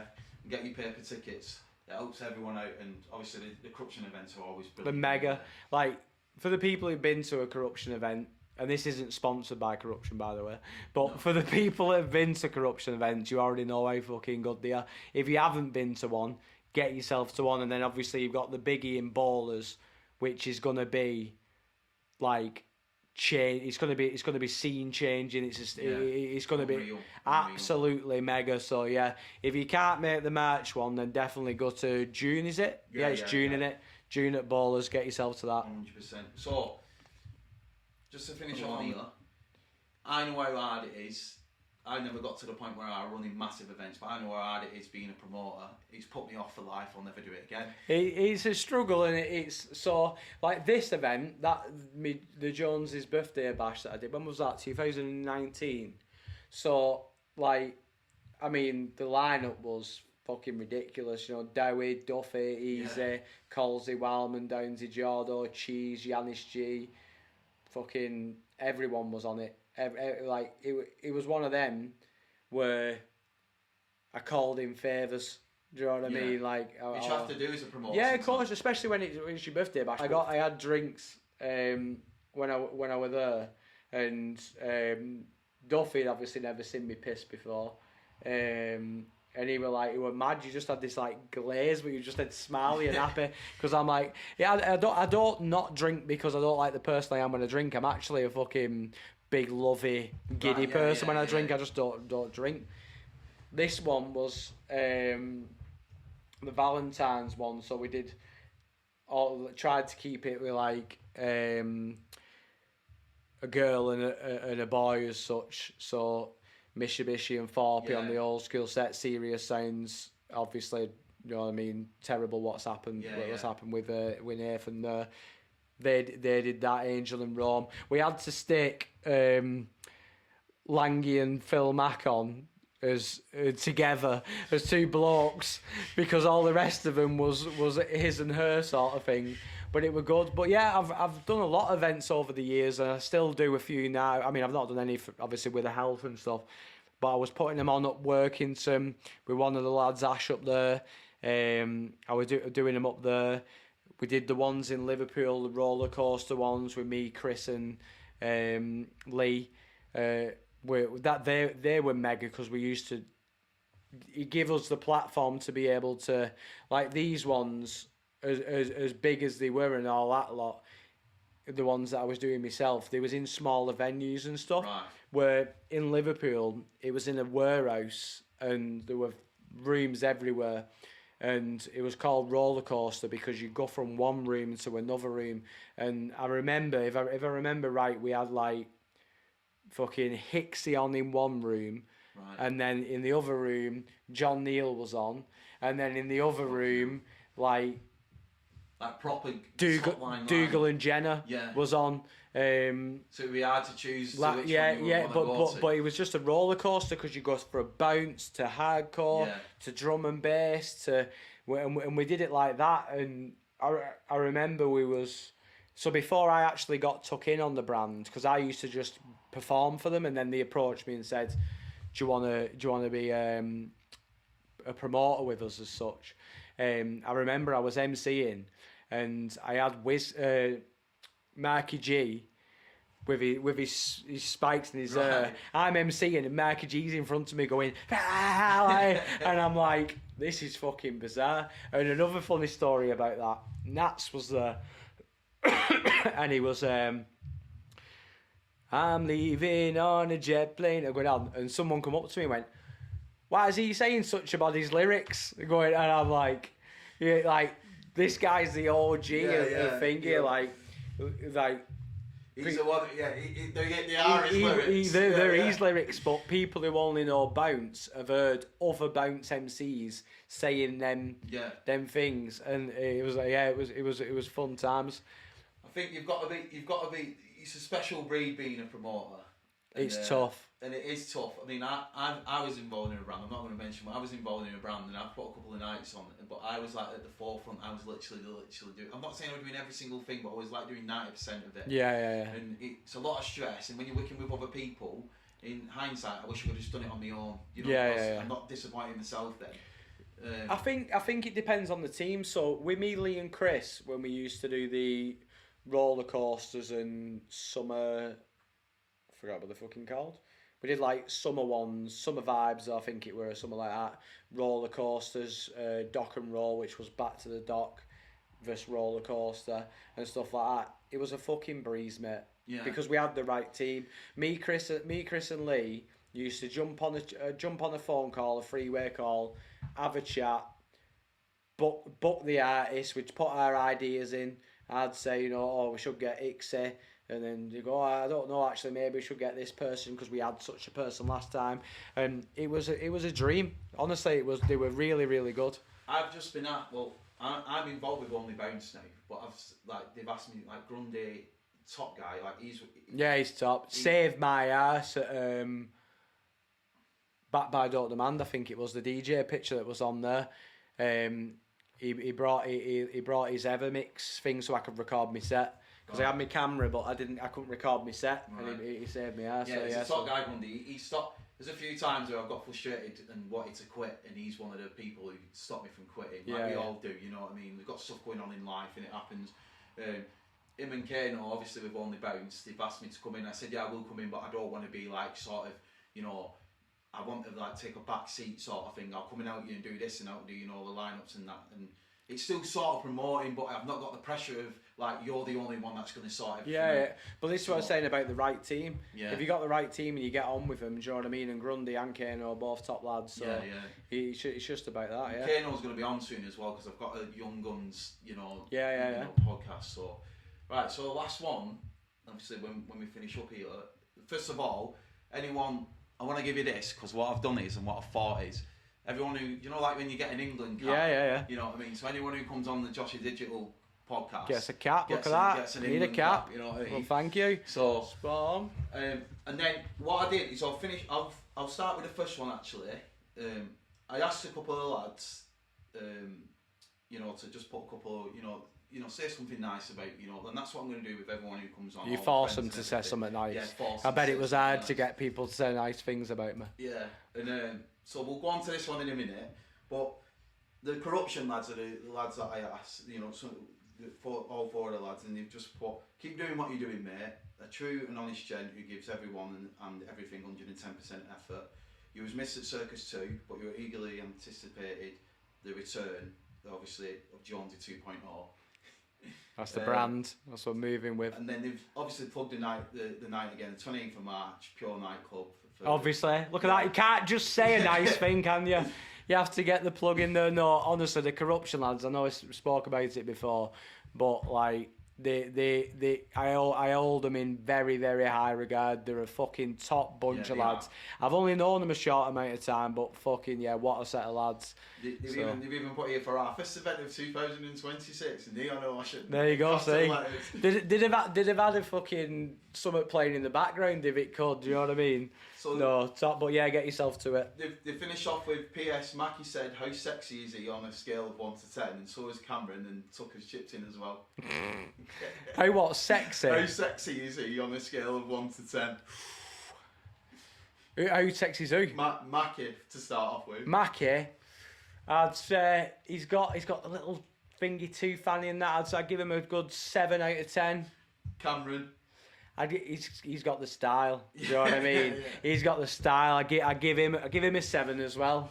And then obviously Tucker. Tom's not involved in this. Tom's on that. I don't want to get involved. Fuck off! I was going to put him as the sexiest as well. Wait, he's not involved in here, but you can give him a rating. If right? you want. No, Tom, you've disappointed me there, mate.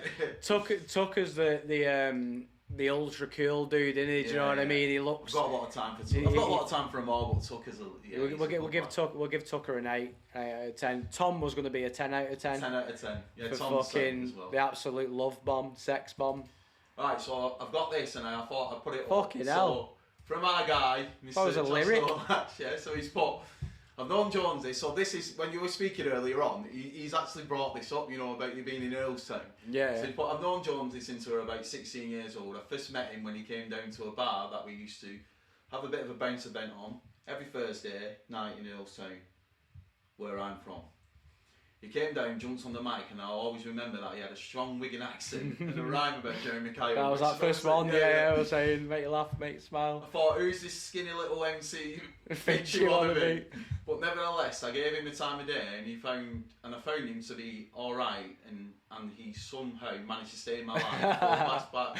Hey, listen, let me just stop that there. If there's anyone that's going to end that friendship, it's going to be me. He is the fucking hardest person to stay fucking, what's the word I'm looking for?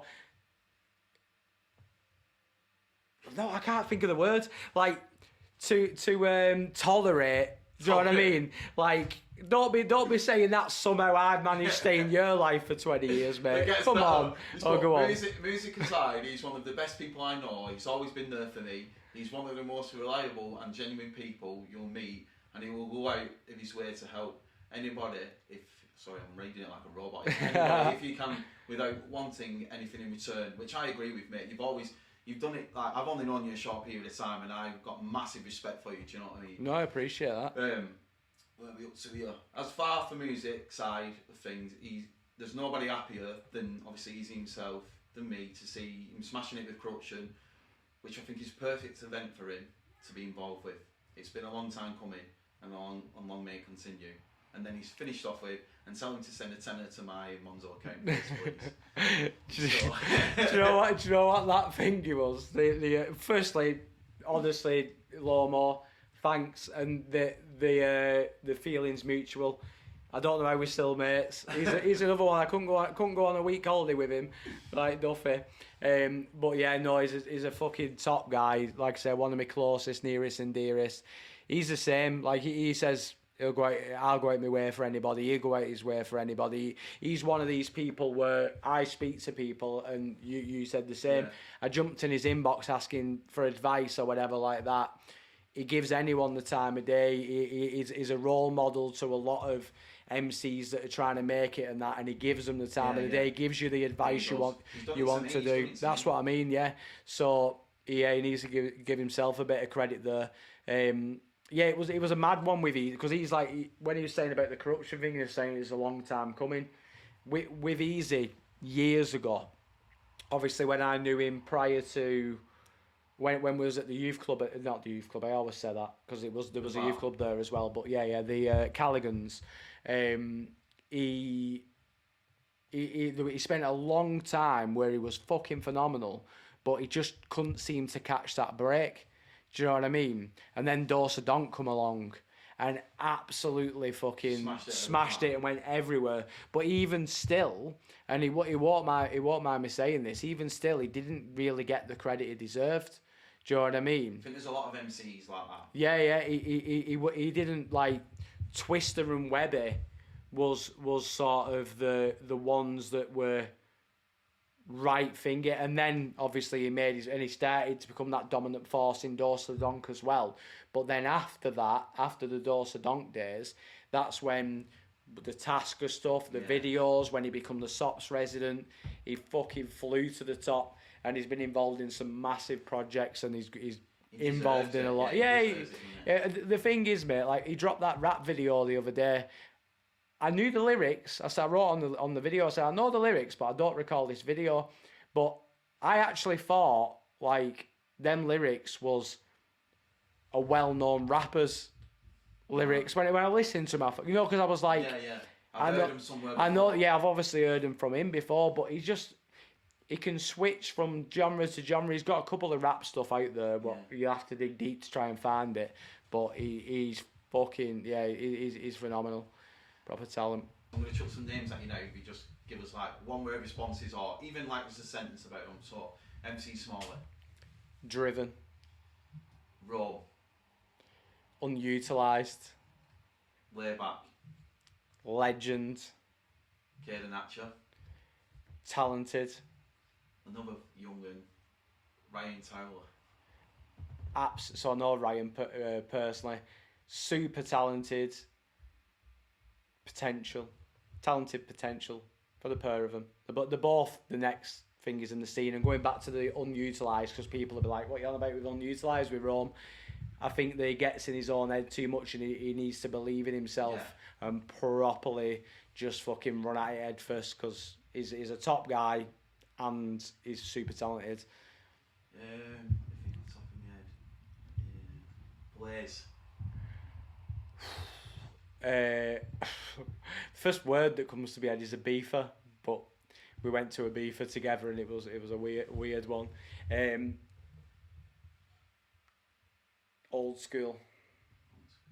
It's a good one. Nicky B. Fast. Yeah, he is.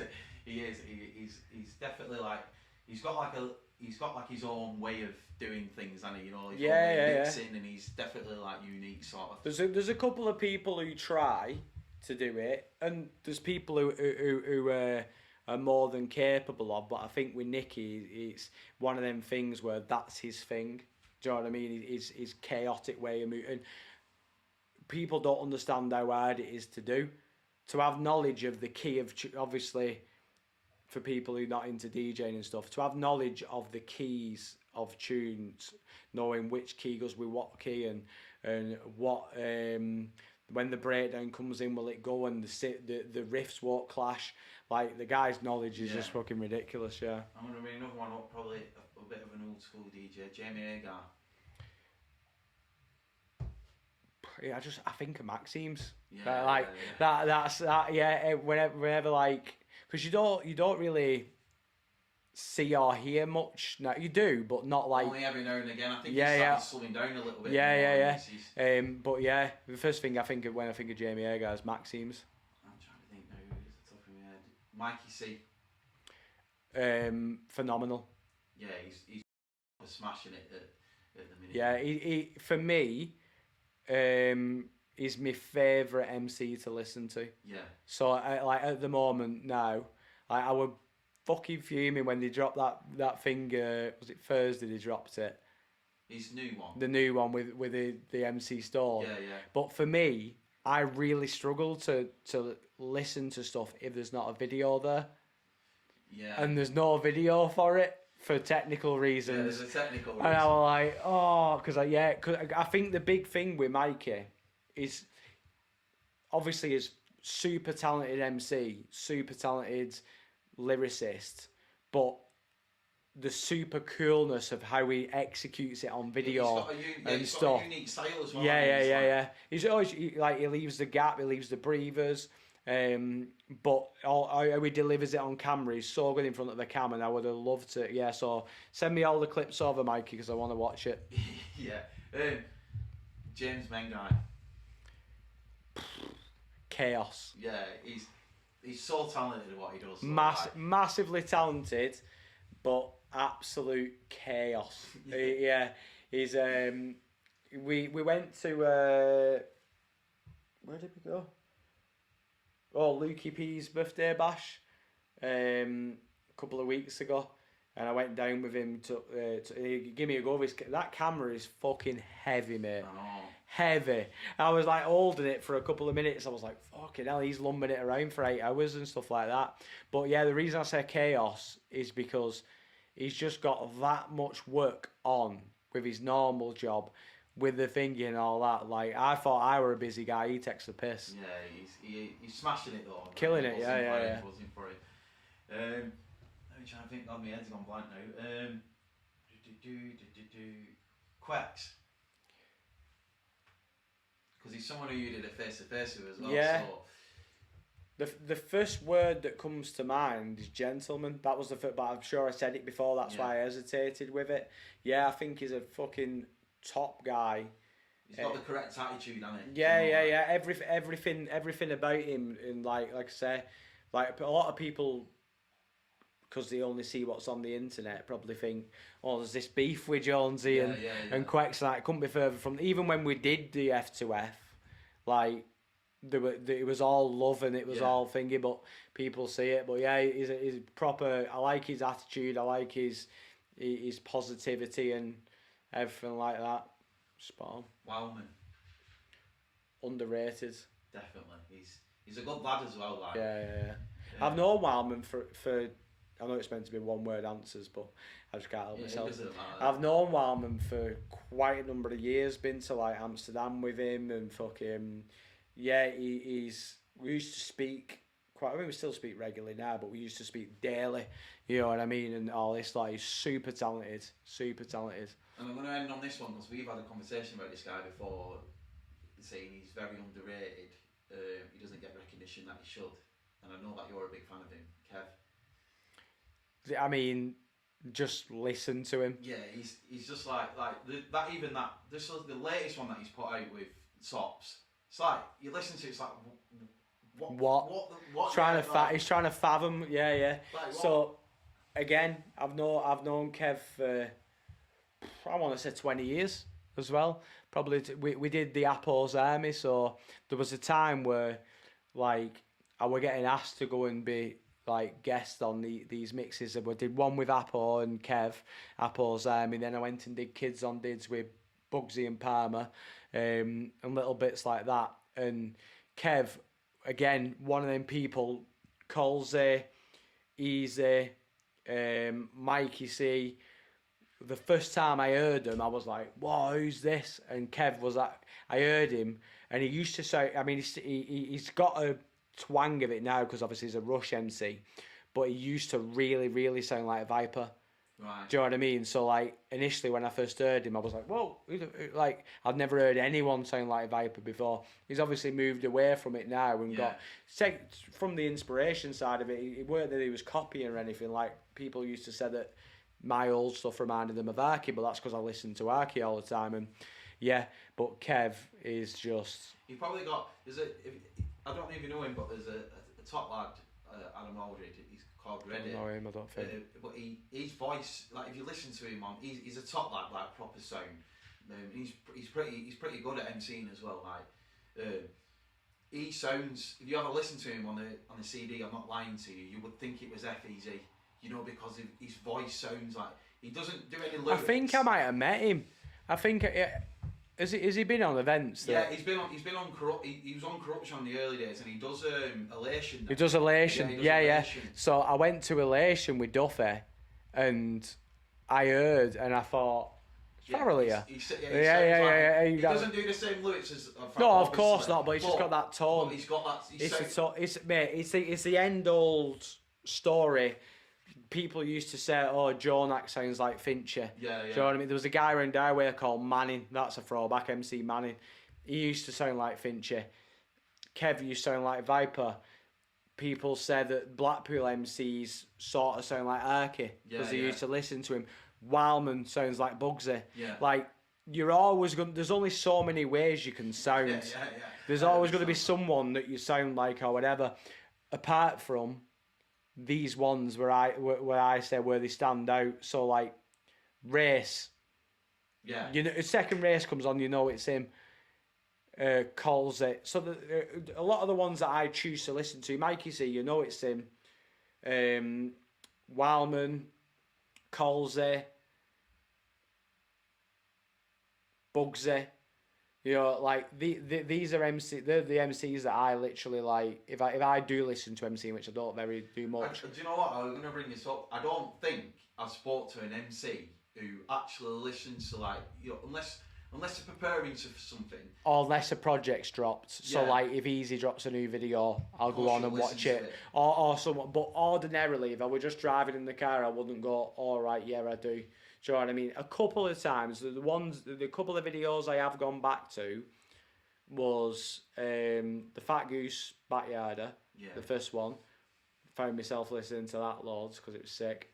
And the Mikey C, all of them. I like. But like you say, it's probably because and it's new to me. Yeah. So it's something for me to listen to and enjoy. I think with the Fat Goose thing, like, it's always got to be mentioned because, like, Pressure's, like, he's the best MC.